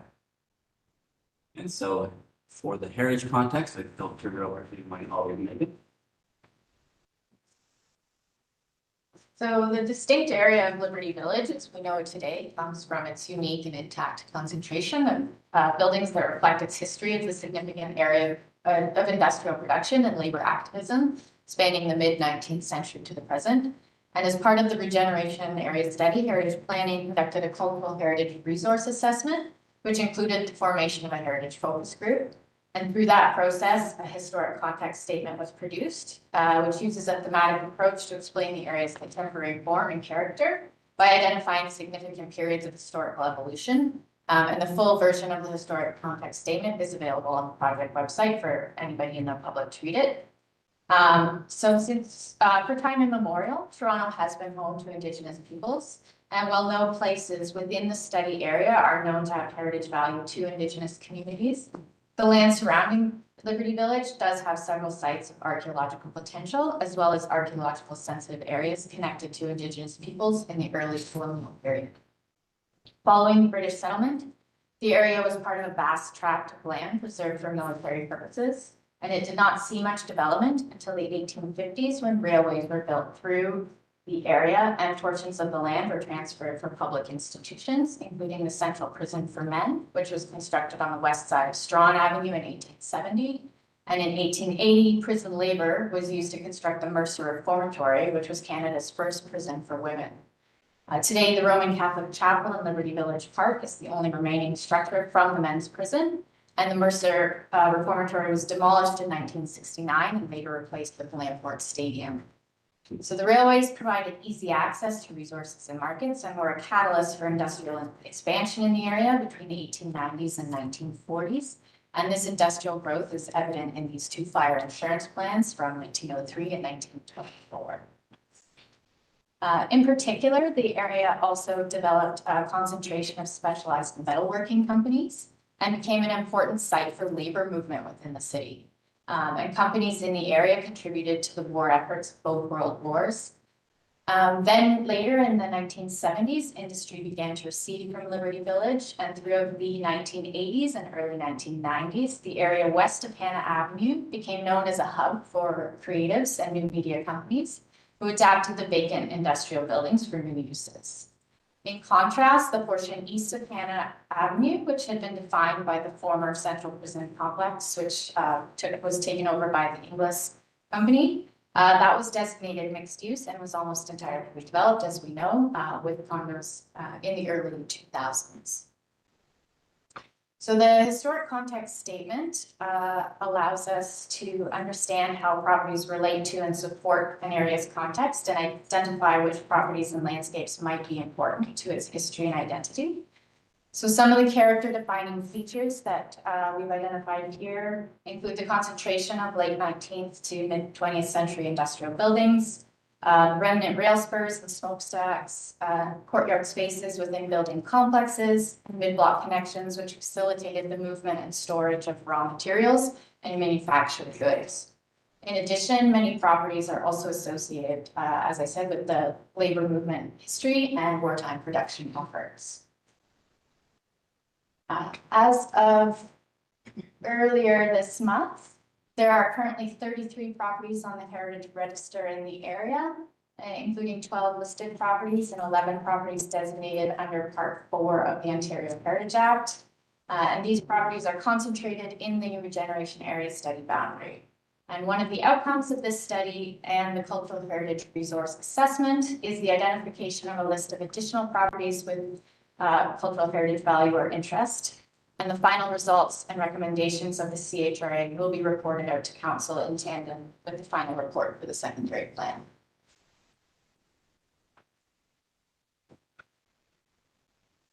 Thank you, Megan. On the next slide, we're going to talk about the Liberty Village energy context and some of these character defining elements, which are also forming the policies of the plan.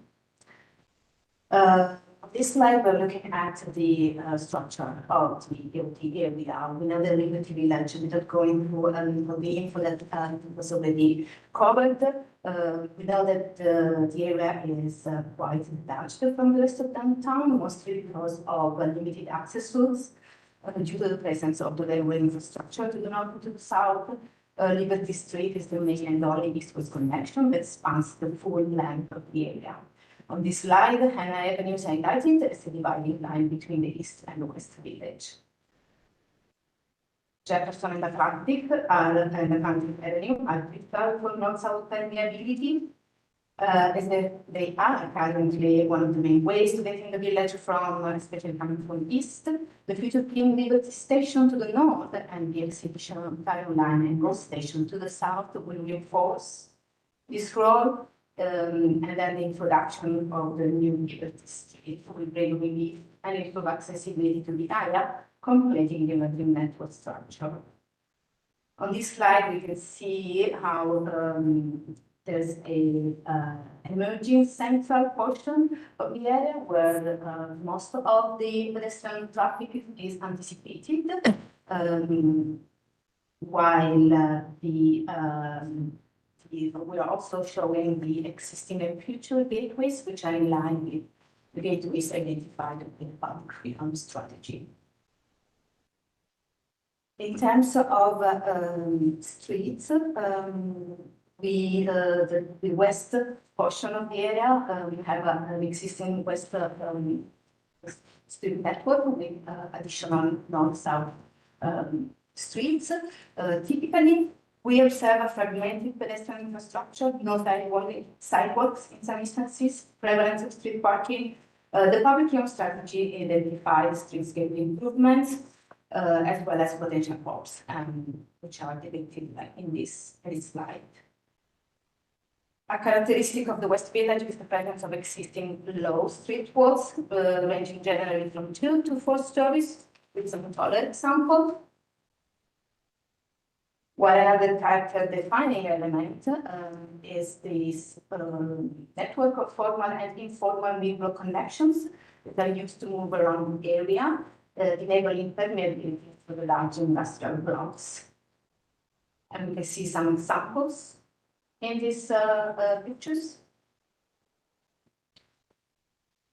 Smokestacks are vertical elements that contribute to the definition of the character of Liberty Village. They are visual anchors that may function as landmarks or wayfinding elements. I'm sorry. These are the vouchers. And these are the existing smokestacks. And we can see some views of smokestacks from this from the street here. And then pass it to Janai to talk about the image. Thank you, Vera. So in the next few slides, I'll be presenting proposed, approved, and approved development applications within the Liberty Village study area. So the map here shows the locations of recently approved and ongoing applications within the Liberty Village area. In the East Liberty Village, on the right side, 61, 75, and 85 Hannah Avenue is an approved application, which proposes 3 residential towers of 32, 36, and 33 stories. Also, next to it, the East Liberty Village in the 80 Lynn Williams Street, and it's an approved application, approved in February 2025.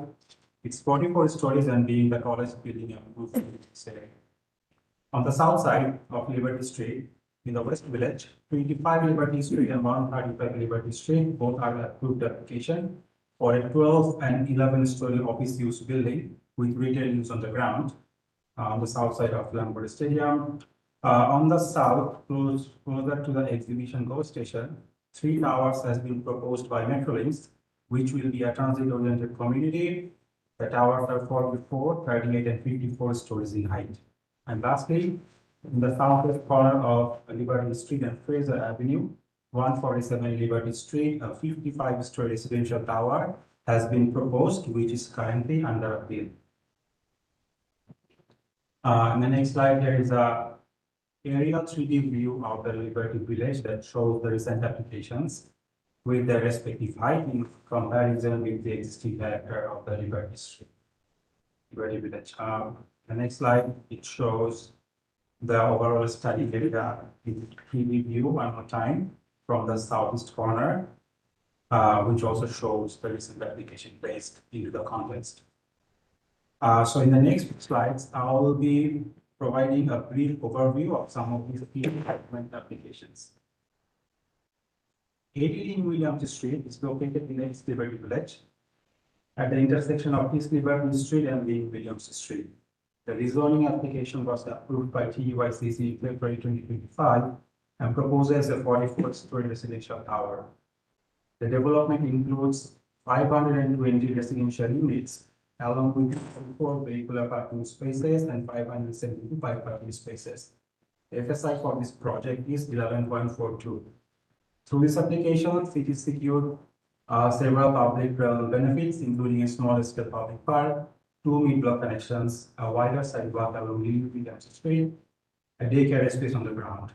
The building's design reflects the character of the Liberty Village through its articulation, materiality, and base building height that aligns with the heritage building to the south.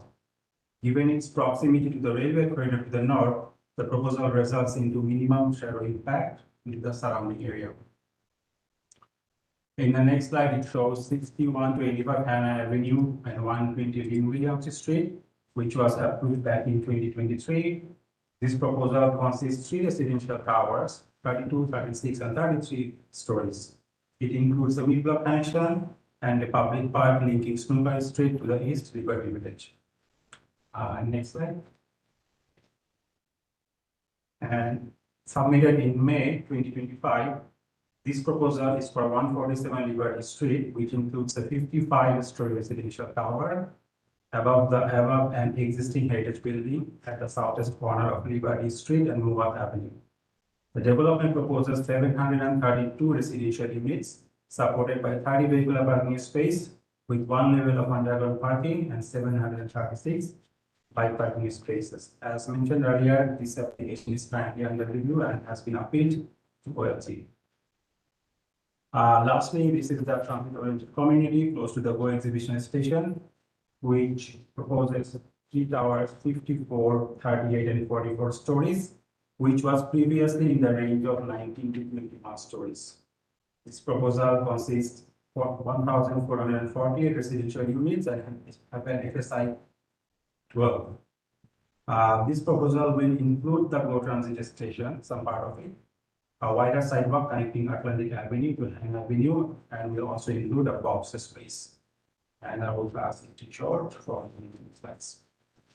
Okay, great. Thanks, guys.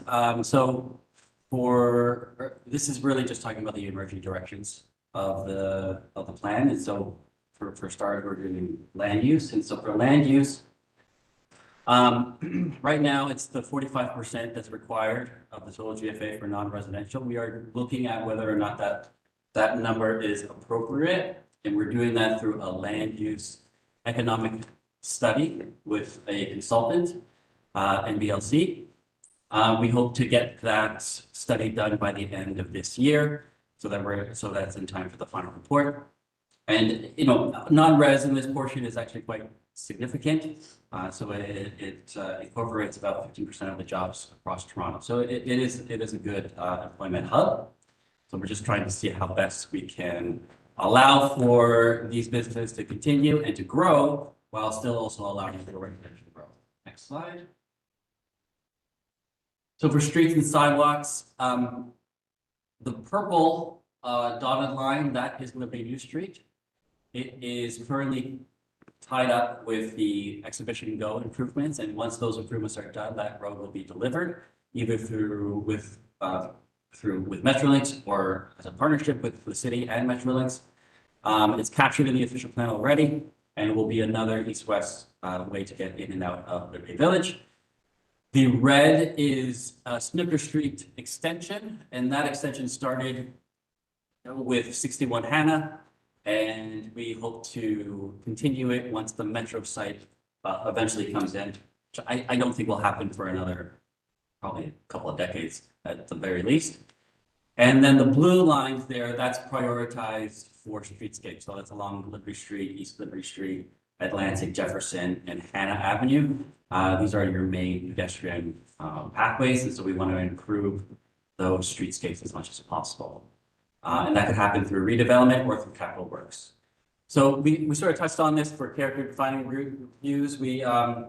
One thing to know is that these aren't necessarily heritage, they are character defining. And so what they will do for future development is essentially tell us and tell developers and their architects of like, these are certain aspects and character defining views that we want to capture, and perhaps that will result in some step backs for any new buildings or any other kind of creative design solutions that these architects might incorporate these views in their new developments.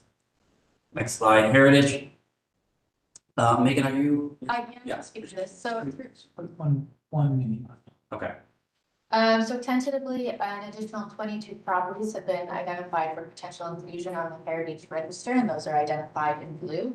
And in terms of the key policies, the draft secondary plan identifies Liberty Village as a cultural heritage landscape. And the intention of the range of policies through the secondary plan, including in the built form and public realm sections, is to provide a framework to guide contextually appropriate design that's compatible with the heritage character of the area. And due to the wide variation in scale, form, and massing of the properties, we're looking for a site-specific approach to conserve cultural heritage value rather than prescriptive setback and step-back requirements. Okay, next slide. And okay, and for Parks and Public Realm, we are, as I mentioned previously, we're gonna enshrine what the public realm strategy has within policy, and so that will be through various maps, and that includes for parks, includes for mid-block connections, as well as our POPs, which I think is the next slide after this one. And we're also incorporating a Liberty Loop, which goes through, next slide, Vera. There we go. That's the Liberty Loop, which includes just a way to circulate through the area, and create some more permeability. And for buildings, we are, just on the next slide there, we are going to be preserving, we're going to be protecting for impacts to light, view, and privacy. But one thing I really want to highlight is this idea of organizing new development around open courtyards. So those courtyards are another character defining aspect, and I think it's a very specific policy that relates to Liberty Village. And I think that will be the most design oriented policy that will come forward with new developments, really try to shine a uniqueness to Liberty Village. And next slide. Mobility, we are trying to reduce as much as possible vehicles, not having, reducing private vehicle residential parking and just relying on, and also including cycling facilities. Right now, there's no cycling facilities in Liberty Village in terms of bike lanes. We want to expand that as much as possible and connect it to the outer network. Next slide. Community services facilities. We have a community strategy done right now, and it's in draft form. And next slide will show those results, and which include 5 daycares. The schools and libraries are essentially saying that we will continue to monitor growth, and a community rec center is a possibility in more in the 10+ year horizon. The next slide is regarding sustainability. So that will essentially be Toronto Green Standards, but also encouraging other designs and practices, and hopefully, making use of reusing materials on the site is obviously going to be encouraged as part of embodied carbon. And then next slide, and I'm getting the look. And this I promise this is the last slide. And this has to do with affordable housing, and that is requirements based off OPIA 231 settlement, and those are going to continue on for Liberty Village in the west. And for the east, affordable housing will be captured through the PMTSA for Clean Liberty. And then next slide, we have the considerations. So thanks everyone for your patience while we get through all of that. For our questions and considerations, there are 4 here, and so it's built form. So what building heights are appropriate given that Liberty Village fits within 2 major transit station areas and it sits in context of Liberty West as a former employment area that will now permit residential uses, and are height transitions appropriate? For public realm, how can new developments contribute to enhancing the public realm, and do the public realm opportunities identified in the plan, and specifically the strategy, appropriately reflect the future denser Liberty Village and its distinctive character? And then for the heritage, how can new development within the Liberty Village area be compatible with and enhance the existing heritage context? And finally, community link. So what is missing in Liberty Village that we should be actively pursuing? And how should current and future development applications contribute to the achievement of the communities? And that is everything. So thank you. Thank you. So panel members, we've got 8 or 9 minutes for questions and clarification. Why don't we try, since we're a smaller group, why don't we start with Gordon and go around the table as we did the last time? Gordon, questions of clarification, please. Yes, thank you, Mr. Chair. I just wanted to clarify, 147 Liberty, which is being appealed, 55 stories, does it have a heritage building beneath it? I was trying to get a clear sense of that. Yes, it does. Yeah. I think it's. That's what you said. Yes, It's a this one. 2-story. I believe it's listed or doesn't it? I believe it's It's listed. It's designated, yeah. It's, yeah. Okay, Oh, sorry. that's okay. Thank you. That's my one question. I can clarify so 147 Liberty, that went to council just last week and is now a notice of intention to designate. So it's identified as listed on the map, but as of very recently, it's a notice of intention to designate, which means under the Ontario Heritage Act, we can treat it as a designated property until such time as the bylaw is appealed or adopted. I see. Okay, thank you for the info. Is that it for you, Gordon? Yes, it is. Sorry. Yes, I'm done. Paul, you're next. I think I'm good on clarifications. There's 2 smokestacks on that site too, right? I believe there is. Yeah. No questions? Jen? Yes, George, did you mention 45% with regeneration? You're trying to reach it.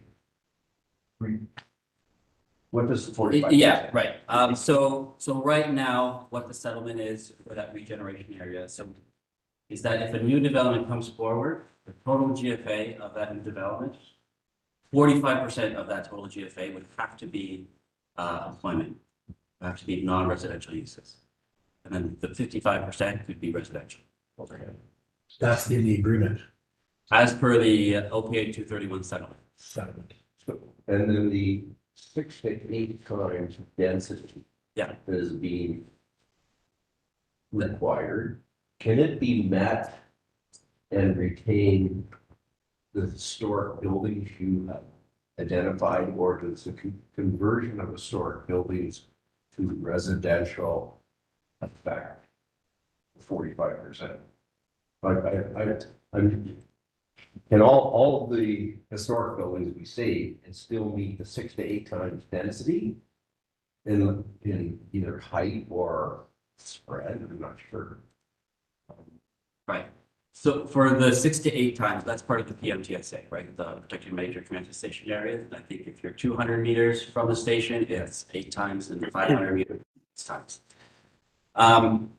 In terms of the heritage, I mean, a lot of these properties, if what their existing heritage is it also has the use of non-residential, right? So if you're proposing a building, that means that any kind of new building would essentially, on top of that heritage building, would have to incorporate some of that non-res. We don't know how that's going to pan out, and that's part of the work that our land economics hopefully will be able to determine for us and help us to wrestle with, because that is a challenge for sure. I will say that 2 things. One is that the OPA 231 settlement identifies that 45% can be revisited through a regeneration area study, and that other regeneration area studies across the city, so this is not the only one, but others which also reached a settlement, instead of 45%, they have 15%. 15%. Yeah, 1.5. Or 1.1 times density. So if you take into consideration the historic buildings designated and or other, and open space, lanes, connections, how much left of this site have you been able to identify as development potential sites? I mean, I can also jump in. I think you'll find that what we do in heritage planning and a lot of the heritage properties in the city, we do accommodate a lot of additional density. Probably quite high, especially if you look along Yonge Street, historic Yonge Street Heritage Conservation District. So many of those buildings are designated under Part 5 of the Ontario Heritage Act, and we do accommodate quite extensive height on these properties. So that usually results in facades, Yeah, so we're in Liberty Village, we do have an interesting situation where we have very large property parcels. And in some cases, they are able to accommodate new buildings without even being situated on top of heritage buildings. But part of what we'll be doing as we go through the next phase of the process and to look at each individual property is to identify what the value of those sites is and what the attributes are. So at this stage, right now, we're just recommending them for additional study and consideration and evaluation under the Heritage Act. So that's a step that's yet to be determined as we go forward. One more question, George. You mentioned in your preamble that there's a proposal call out for Landport Stadium. What's the goal for is Landport Stadium going to be still a restricted open space, or has it got a different program? Yes, the idea for Lakewood Stadium is for a new operator to operate the stadium itself and then to open that stadium up for recreational facilities for the public as Like a well. dog run. Yes. And other uses potentially. No, I just want. We don't know 100% what those uses will be because it's an RFP. Yeah. And then for improvements to sort of the shoulders of Lakewood Stadium where there's green space. Looking to improve those areas as well. Yeah, like the drawings continue to show Lamport as open space Yeah, and park space, but if it's controlled park, it's not public. correct, yes. So that's my Yeah. answer. And plus you have, to the south there, you have a restaurant lot and a residence center. Yeah, so if you look at it, even though it's green on our maps, is it green? That's my point. Yeah. Thanks, Darcy. Ralph, for you, and then I'll have. Yeah, first point of clarification, I made a mistake. It wasn't a Toronto Archive building, which probably started freaking out, but I was like, oh, we can do something. It's the police services building. Okay, yeah. And I think that's just commentary. But I just want to make sure it was the police services building that I had my eye on, not the archive building. Archive building. Good, it's good. The competition for that new park at the corner of Hannah and Liberty, which is a parking lot right now, is that what I understand? Yes, that's very recent. And that I don't know the status of that too much because like Okay, we've essentially has it started the process. It's very much in the beginning stages. Is it just, okay, I don't want any commentary, but Yeah. I just. I look at commentary, but I'm not Yeah, what I can, but it's more of a clarification. So it's just started. it's just started, yeah. And the reason that there's a reason to go ahead with something in a vacuum of a study and a character and all this. So this work, Yeah, so cart before the horse kind of thing? no, it's actually historically, the former councillor Mike Layton said this is gonna become a parkland. Uh-huh, And so good, sure. that's how the process started Yeah, even before this was begun. okay, well, Yeah, he just passed the motion. You know, and it's said, a very good motion. Yeah. It was whether, and when's the right time. to- Yes, to deliver yeah. it. But, and last thing about the parking lot, on like, again, trying to kind of just talk about potential public interventions. When you say it's a parking lot right now, who controls that parking lot right now? Is it on Lakewood Mark? Stadium, it's TPA. But the underlying control of that is a park. It's zoned park and it's, in the official plan, it's designated park. And have there been conversations about that parking lot? We have certainly explored ideas around that, especially in terms of locating a future community center in that location. And the draft policies actually say that this is a potential site for a community center. It is difficult for us to say like this will definitely be a community center. So we have to do further analysis on that. But the intention is we have to have a community center here to accommodate all this growth. Where is it going to be? And it's likely going to be on public land. And that is, in my view, a great site for it. Right, and when you say community center. Yeah, that study hasn't been started, what the needs are for that neighborhood. It is, it has. Community center, library. Yeah. Like, is there kind of? Yeah, that's part of, so that was part of a community facility strategy. Okay. And currently, for community services, for libraries and for schools, those service sectors that will continue to monitor growth. That is not an answer that I particularly liked, so we are continuing to push and to have these conversations and to find opportunities where we can really start thinking about this, because right now, when service industries think about planning, they're looking at the pipeline. And if you look at what's west of Liberty Village, there's nothing. So there's no reason for any of these kind of stuff. But as a planner, we have to think future. And with the development that we're seeing right now, you have a 55-story building, you have 54 stories with the TOC. We're starting to see this trend, and we should be planning for that. And so that's what we are pushing as much as possible. Okay. Before we go to panel discussion, I have a couple of quick questions. So we're seeing on in your presentation new proposals. I'm particularly interested in the courtyards and in shadow impact.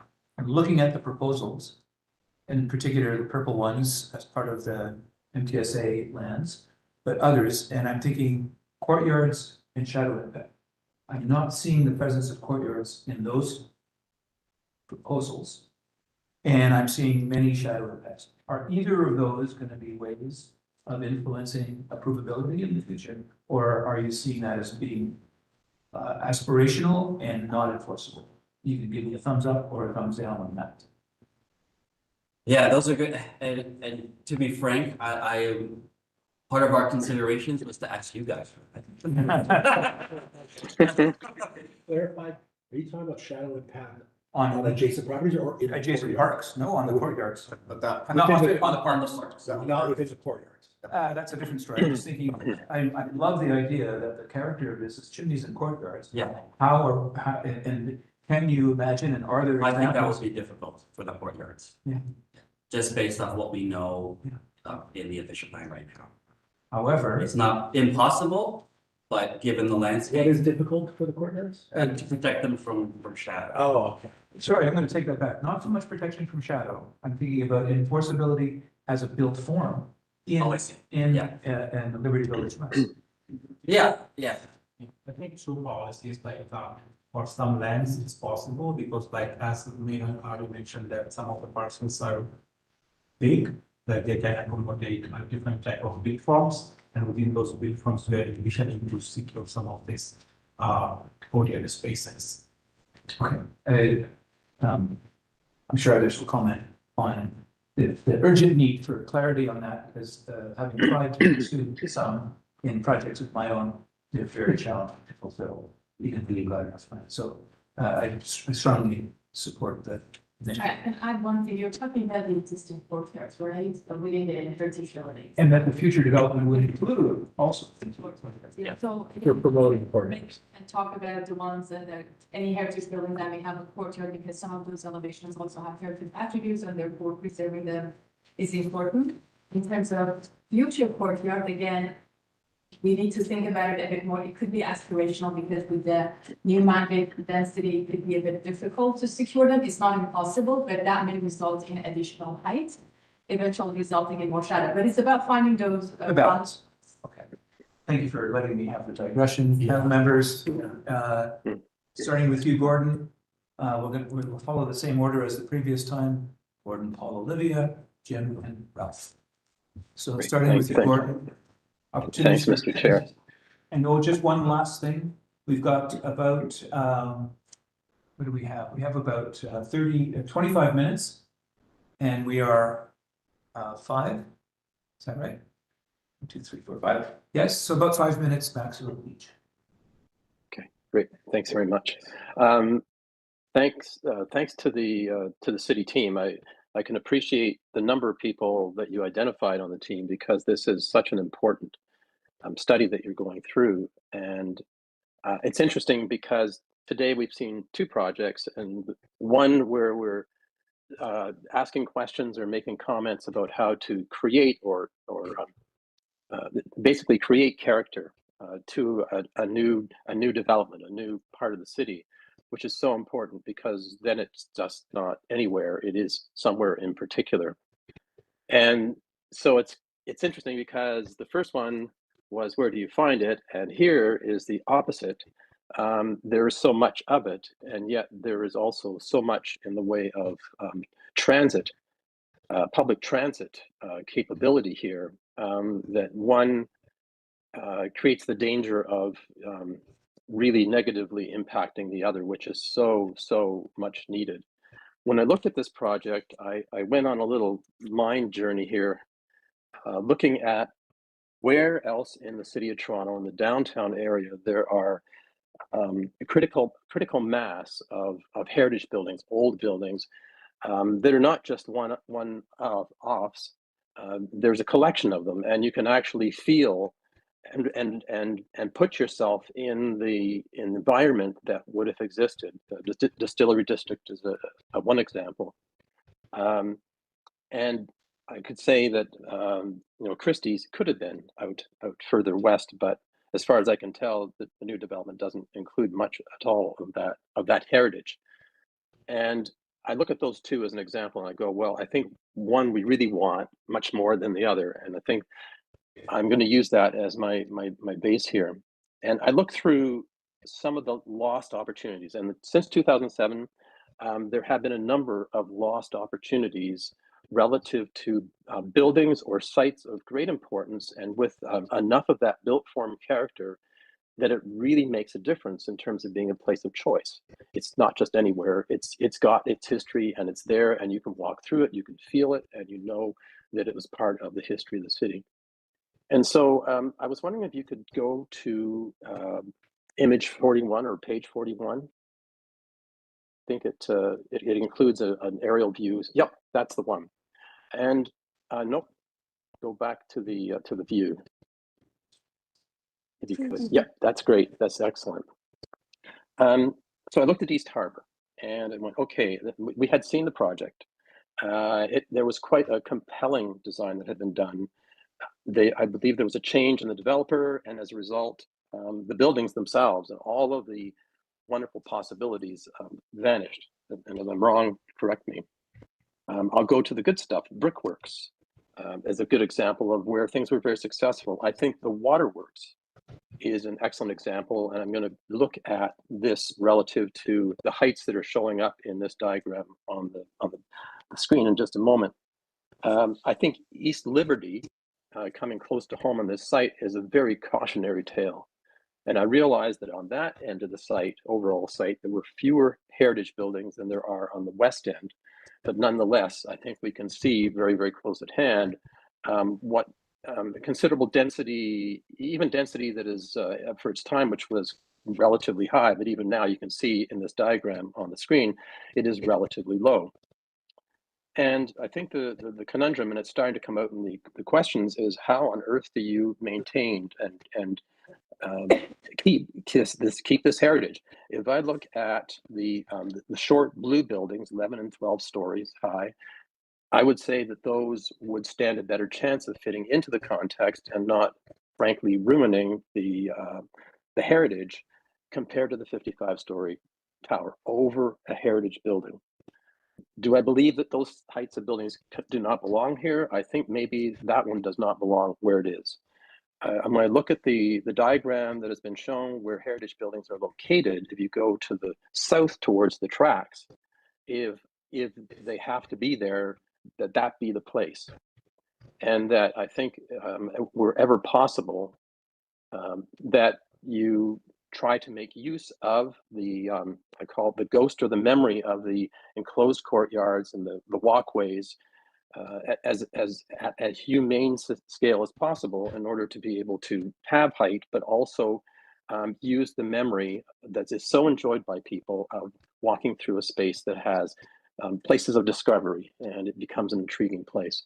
I think where you place the density is going to be really important. I would not put a 55-story building where it is now. And I think that's good that we're seeing it today, because it really means that we have to really carefully place these buildings. I'd love to see some modeling the next time this comes through, so that we can understand the density, where it can be placed. We start to ask some questions about that and start to see how we can sculpt a line of a skyline that will put density closer to the rail corridor, i.e. closer to the one of the stations, and really scale down as we get into the area where there's a more of a density or a more critical mass, as you see on the screen right now, of the heritage buildings. This is so important. When you lose one of these, you never see them again. The building at East Harbor, it's gone. It's not coming back. We can show the photographs, but that's not good enough. The Christie factory, not good enough. some of the other things that we've seen that I talked about. So in a way, I'm answering all of the things that have been identified that we need to look at because they're all intertwined.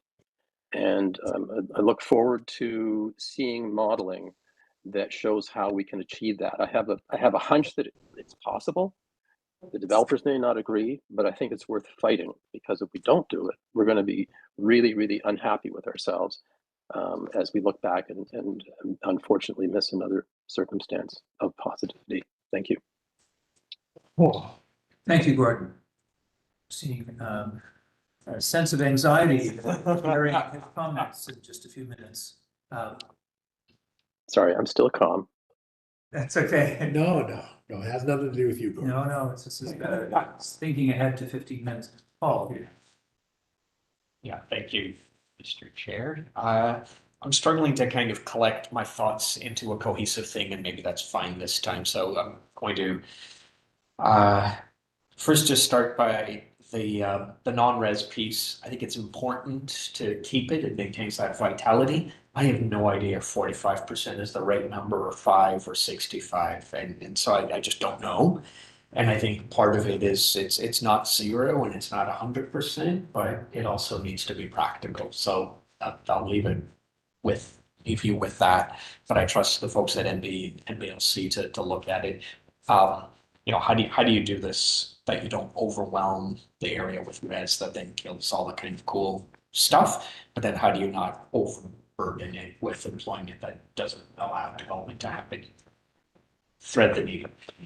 So instead, I'm going to focus on public realm pieces, and because I think it's important, and I think there's a few sort of missed bits, and it's not the usual Toronto neighborhood like the perfect grid we just saw before. It's this incredibly higgledy-piggledy, kind of almost picturesque by accident moment, and I keep zeroing in at the I don't know if you have it, but the intersection where Lynn Williams, East Liberty, the extension of Snooker, the Brazen Head, and the Aroma all mashed together. And it's probably 6 different, and the little mall cuts through as well. It's a mess of ownership. There's little bits of parks and pops and parking lots, but it's actually, if you just go there, it's the place of convergence. It's where things connect. And yet it's not identified as a thing, probably because of that fragmented ownership. And so my main takeaway is I think you got to kind of, you've done the typical kit of parts, public realm, mid-block connections mapping, but I think you got to walk this place and live this place because it's not normal. I think you got to see it on a Monday to Friday, people walking their dogs. I think you got to see it, or sorry, Monday to Friday, daytime. You got to go there on a Saturday night. You got to go there before and after a soccer game lets out. You got to go there through all those different permutations, and then imagine how it would also work with the Liberty GO station, because there's very much kind of flows and rhythms of people that don't map in normal ways. And I think that example of that intersection around the Brazen Head as a kind of unplanned place of vitality, but one that actually works. It's kind of almost like a little medieval hill town where all the 5 roads converge in different ways. But how do we reinforce the best out of that?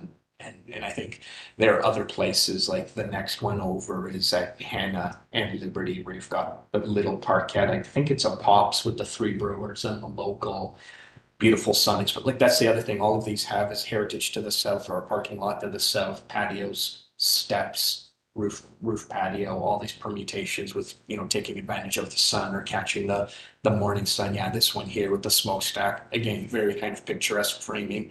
I don't know that there's another one further west. Could there be? Does there need to be? I don't know. But I think you got to map those out and bring a little bit more, inform it with the reality of the place and the kind of rhythms of the place. I don't necessarily believe in the Liberty Loop as an idea. It's a bit forced. I think just let the mid-block connections be, and if one of them peters out and you end up walking on the street, so be it. Because you're never gonna, no one's gonna come here to walk the loop.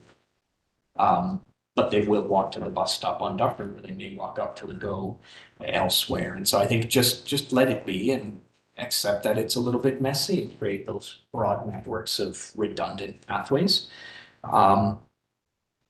And then with a few like very specific things, the public realm plan has a couple gateways north and south, and I believe, I can't remember the ones by the Atlantic, I think it is.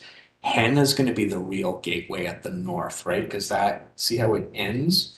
That is where you've got that weird trestle structure by the LCBO. That's going to be the entrance to the GO station and the staircase that gets you down to the stairs. So I think that needs an equal amount of yellow priority streetscape, even though it's not a street. Like that will be a main gateway for people.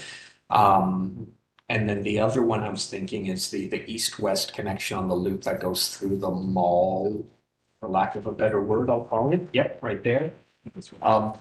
It doesn't need to jog south of the park. It can go through the park. You know, the park competition that's going to be happening now, maybe that's an opportunity to just let people walk through the park, continue the laneway on the other side. You know, it doesn't have to jig and jog.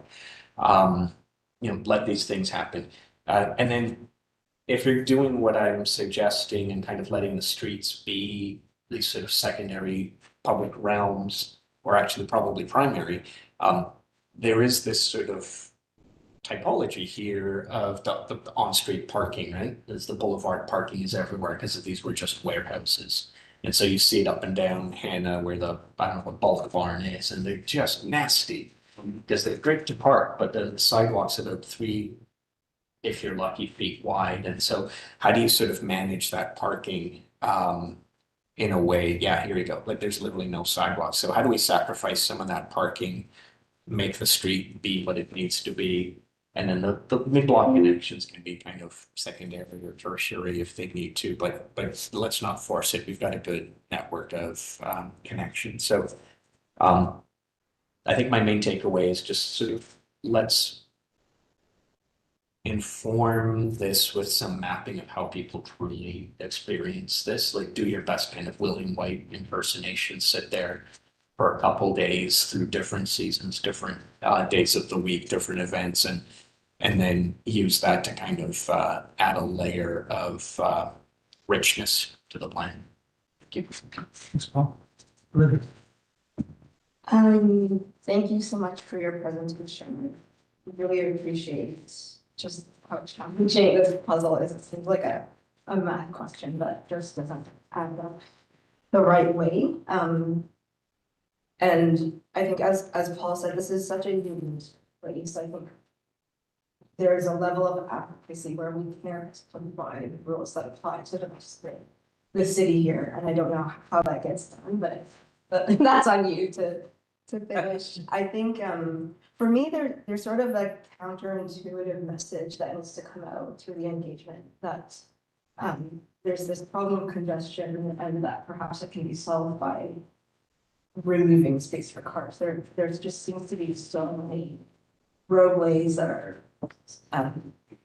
prioritize cars, and on the flip side, the pedestrian experience is just nasty here.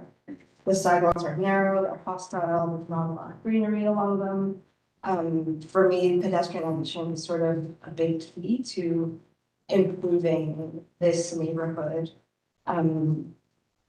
The idea of the Liberty Loop, I think just clarify, there's already such a fragmentation of movement in this neighborhood. I'm not saying that it needs to be straight, but perhaps there's a visual way that can sort of lead you through. I'm just wondering how can we move through this place in a more intuitive way? Like right now, even looking at the mid-block connections, they're all kind of here and there, and there's not a way for me to get to the other side of Liberty Village that's clear. And then I think also experiencing this place, I don't know if you've ever cycled, but that sort of came from Liberty Street. Sometimes it's congested, sometimes the traffic is moving through there so fast, it is terrifying to be on the street there. So there's sort of like a traffic I don't know, traffic calming, traffic slowing that needs to happen here. The question of community spaces, I think you guys have a really good grip on that. There's specific sites where it needs to be and only on those sites. So think of this as a network. The community, lack of community spaces is kind of an issue here. It's kind of amazing that there's formulas for how much employment, how much resident needs to go here, but nothing for community spaces. I think your title of Liberty for All just kind of hinges on this, because right now you almost have to be a young professional to live here because there's nothing for families, there's nothing for seniors. And to me, that's the problem, is just it breeds sort of homogeneity in this neighborhood. And then finally, I love that you brought up the idea of material reuse and circularity in your sustainability statement. And I wonder if there's some way to really make that speak to the character of this place. I find there's a tendency in the architectural language to try to mimic the heritage here, and to me, it's not really successful. I see that in one of the new applications even, and I wonder if there's a more modern interpretation about reusing materials and about low carbon construction that can really be exemplified here and can use the heritage, but sort of reinterpret and regenerate the character of the space. So those are my thoughts. Thank you.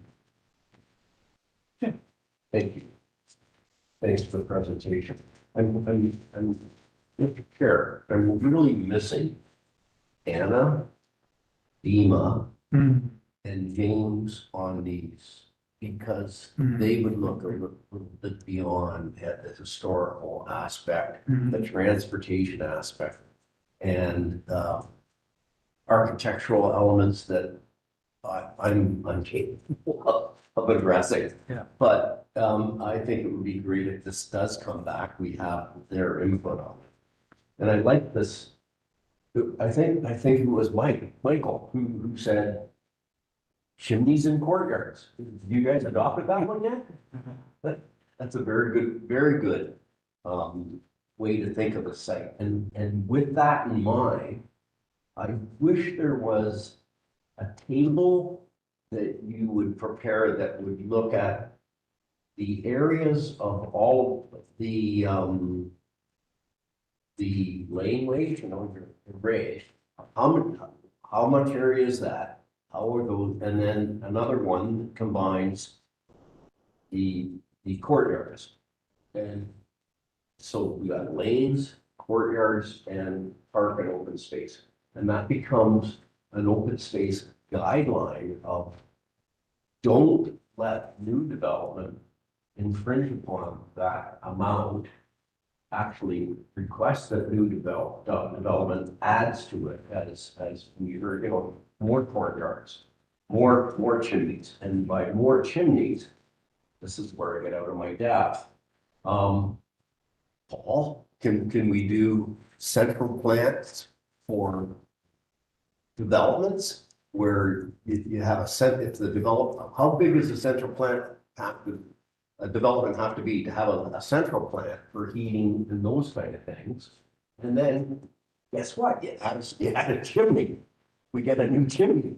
So you get more chimneys. I think that would be the kind of thing that would be great to be able to build upon. You know, so we need I think another element of open space. And you could also include New Liberty Street. And if I go to New Liberty Street, I think it's really important. The LVRA and the VIA, 4 out of the 7 concerns are with traffic.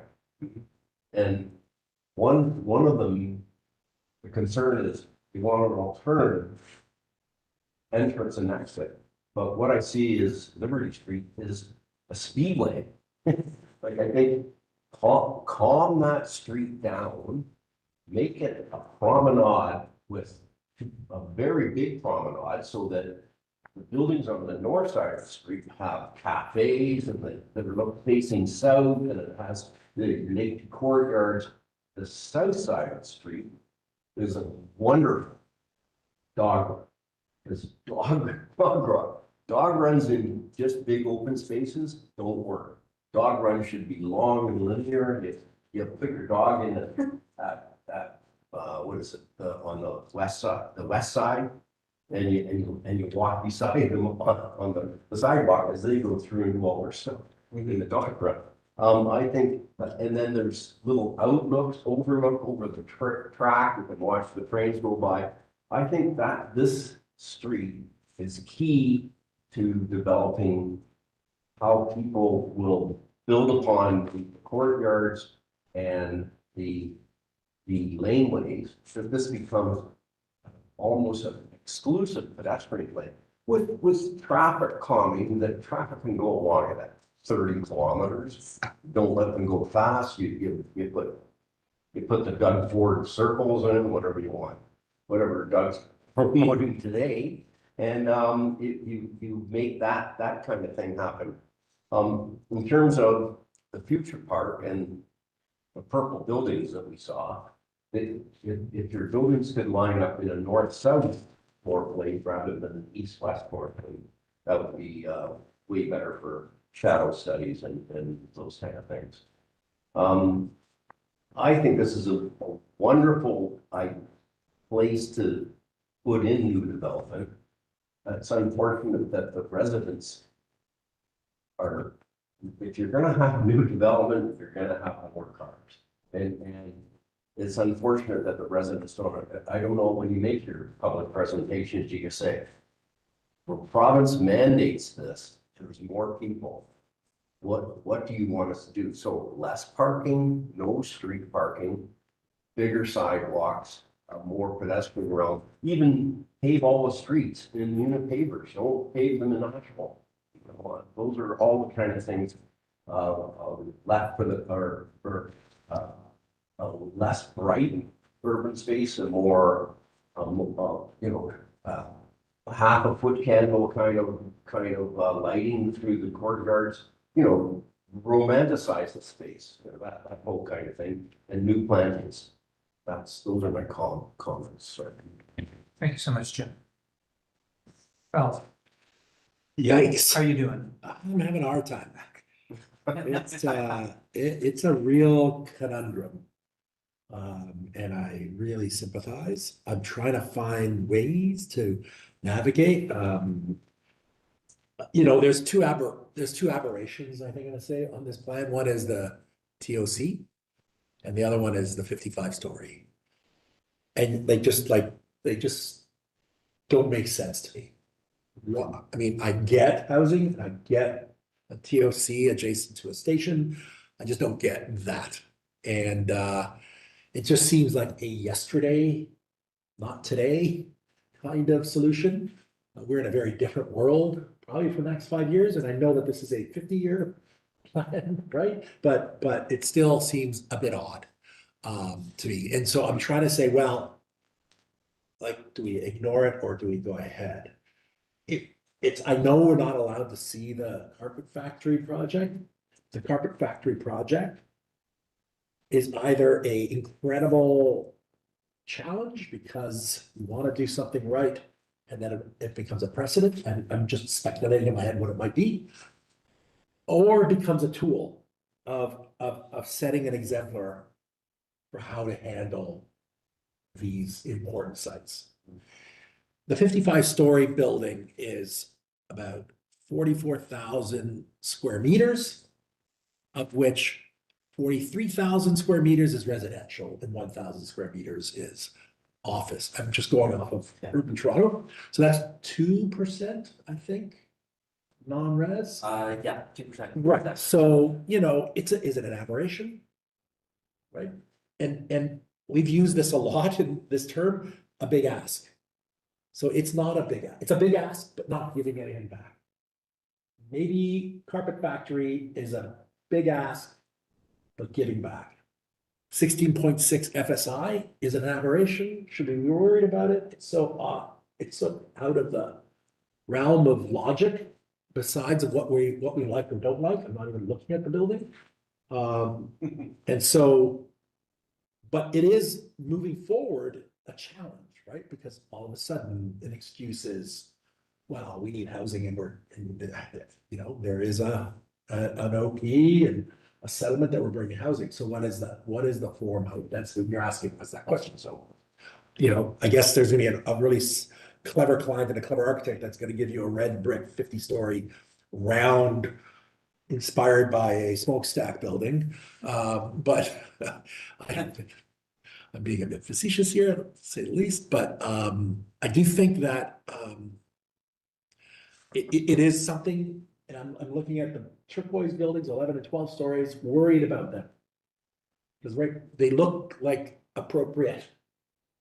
Yet, who knows what's gonna happen if you open the gates and the floodgates open and off it comes. So I guess I'm just spending way too much time on this kind of nervousness of mine.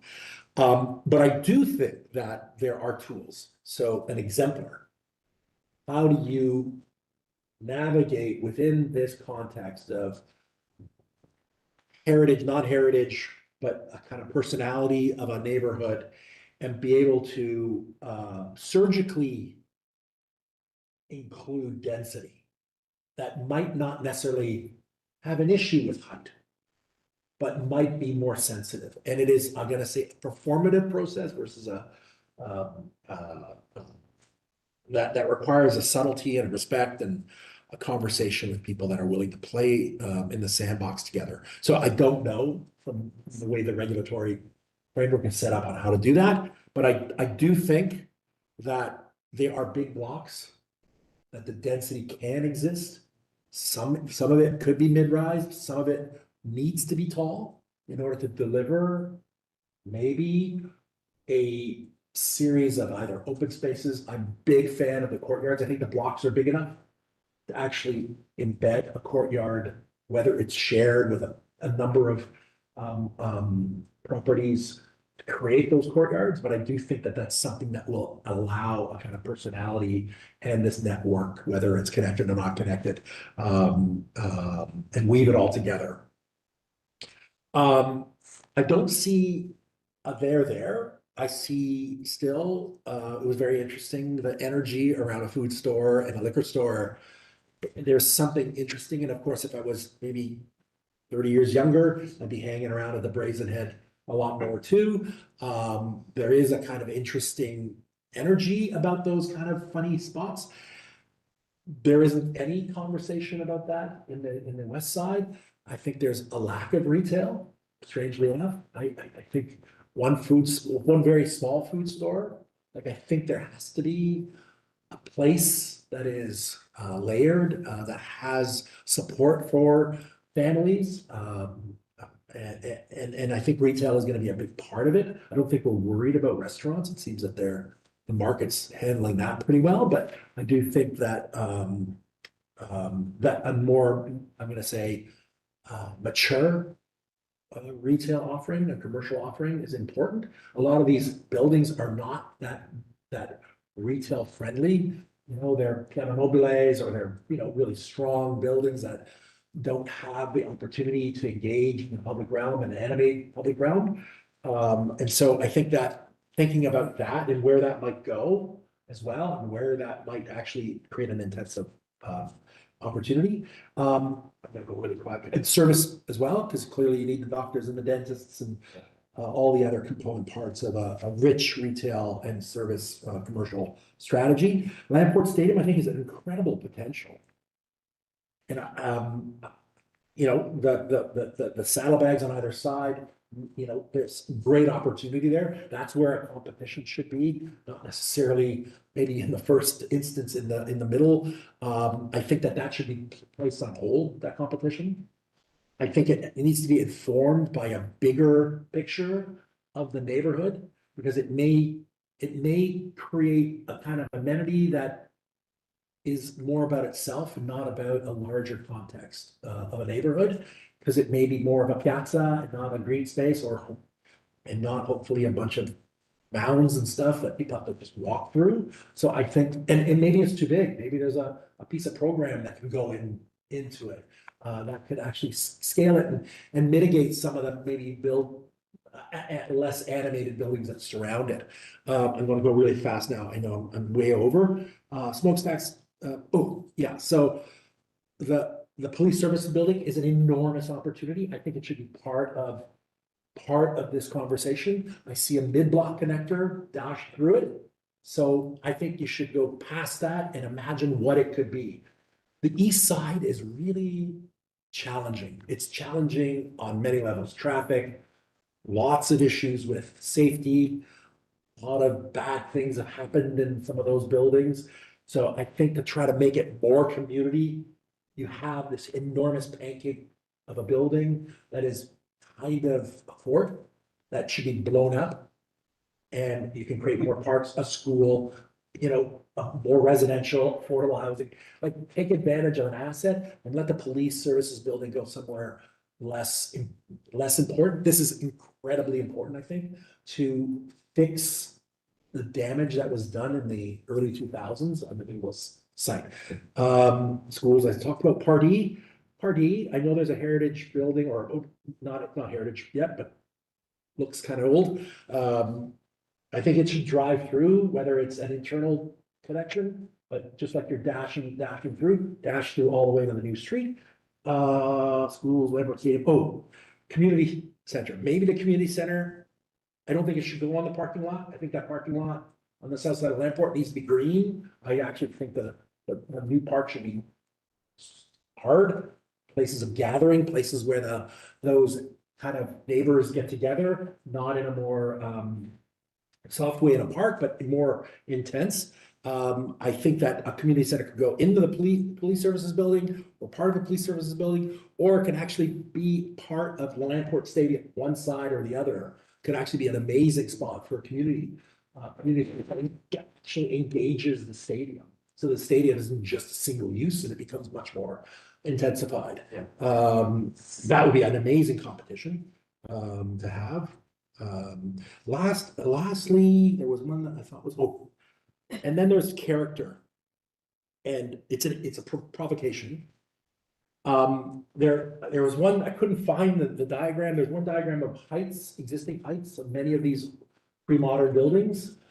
I think there could be a really provocative idea about creating a datum or a range of datums of built form that creates a datum and then allows things to pop above it. I'm thinking a much more serious version of the Allies of Morrison proposal in the West End that we reviewed. Yeah. But that there might be, not in a mimicking way, but maybe a robust architecture of masonry that might actually add to this and give the West Liberty personality character that respects the heritage loft buildings, but creates a kind of, and not allow green or gray glass and kind of typical Toronto architecture, which we know we want to improve,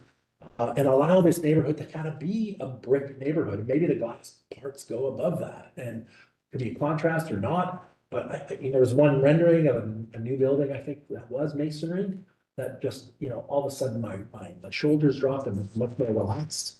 That one. If you just have that, and it could go 2 stories, 3 stories, it could actually vary, but that within the idea of what the community is a kind of vision of a kind of character and personality. I would protect the densities, and I would protect the percentage of non-res, just to negotiate at the very least.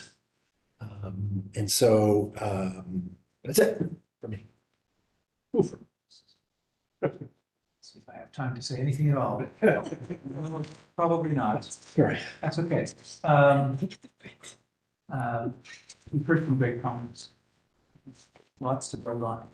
Oh, you know what? I'm going to go ahead and do it anyway. So I'm going to say a few things. I'll try to keep it on. So I think we started with saying in the previous project we reviewed today, we were trying to find a way to create a character, understand what the case studies and historical mining we could do to understand what the character is. Here we have so much character, and obviously the key is how do you protect it?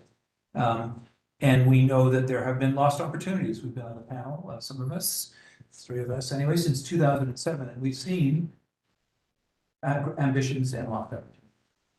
But we also know that great things can happen. So we have examples such as brickworks and waterworks, right? Where plans were made and they were executed. And in many cases, and in particular with the waterworks, it was a city mandated performance that all the architects did, speaking for my firm, is just do our best to meet the expectations of that program. So it was a great program, but it came from the city. And of course, the distillery, and we don't talk about it much, but the University of Toronto, environments that are intact that we want to protect. Shouldn't, and then based on Gordon's comments, shouldn't all the tall buildings be near railroad tracks? Wouldn't that be a simple way to manage it? We know that the current proposal casts shadows on the park, but isn't that a great way to imagine taking that density away from the difficult areas? I'm going to interject a thought and wonder, I've worked on a few projects where a much taller building would have solved a lot of other things at grade, would have made the podia a little bit smaller, would have made the shadows a little bit more slender.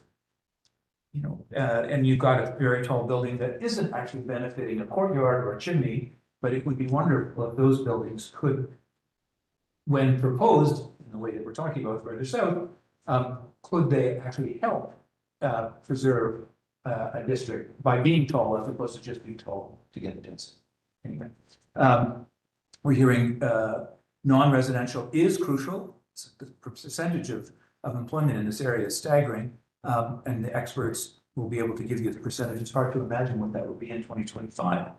I think this comment was really interesting. Mapping of the vitality of the neighborhood needs closer scrutiny. And there are teams, and maybe they're among you, who can find ways, innovative ways of mapping the unusual diversity of density or vitality that's on the site so that you can know how to amplify it. And it maybe breaks away from some of the diagramming, which is more comfortable. And the current source of vitality is the fragmentation. It is the unplanned picturesque. That is the source of vitality. Now, how do you understand it and bring it to the next level of development? The eastern edge of Liberty Street, we know, has got so many issues, right? And one of the reasons that I'm aware of is that there was an intent back in the 1980s to make a narrow street, assuming that if people were obstructed enough, they wouldn't use it. The cars would be discouraged. Of course, it doesn't work like that, we know now. However, it's very encouraging to hear about the new Liberty Street. It's very encouraging to hear about traffic calming and a focus on giving back to that neighborhood by improving the pedestrian experience on the eastern edge of Liberty Street. We heard a comment that we have formulas for all sorts of things on the site, but can we have a formula for community spaces based on the overall density? And can that be front and center? Circularity. Buildings will be deconstructed, right? How can that be a positive attribute to this new development so that these things can be used in an imaginative way? It's not the first time it's been thought of. This is a very key aspect of what will happen to this project. Jim tried to say this a couple of times to try to analyze the open space in the laneways, the civic spaces in parallel with introducing the density, so you can know, I guess it's in an abstract academic way, how much space is actually left when you're trying to preserve as much as you want to preserve. Not an easy thing to do. Sounds like a master's thesis, but I think it's a valued master's thesis as it applies to this important area.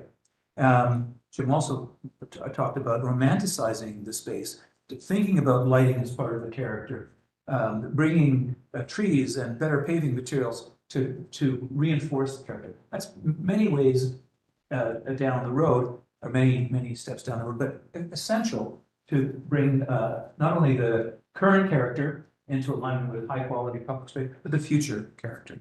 And then how do you surgically include the density? that doesn't include that doesn't affect the neighborhood. Last, from Ralph, the idea that Lamport Stadium could actually be a generator of new design ideas. The edges, the saddlebags on either side, be something that could help street continuity on either side of the stadium. I go by the stadium multiple times a week. It's a very busy, active place, but those streets are pretty dead. What about holding on the park until the real pathway to character is established in the neighborhood? We want to know that the park will have character, but what about holding on that? And then most significant, reimagine the police services building as a new catalyst for community uses that will help the neighborhood. Maybe it's a community center. Maybe the community center is a saddlebag on Lamport Stadium. And then finally, the idea that there's that we start, that the vision for the site is a new masonry datum that varies, has the dynamic character of the existing site, and is a requirement of all the new buildings that takes this wonderful place and echoes it into construction. Thanks everyone for your comments. With that, only 9 minutes late. Is that right? No, 11 minutes late. We can call the end of the meeting. Thanks for your participation. Thanks for your comments. Thanks for the wonderful presentation. Thank you. Good Lord.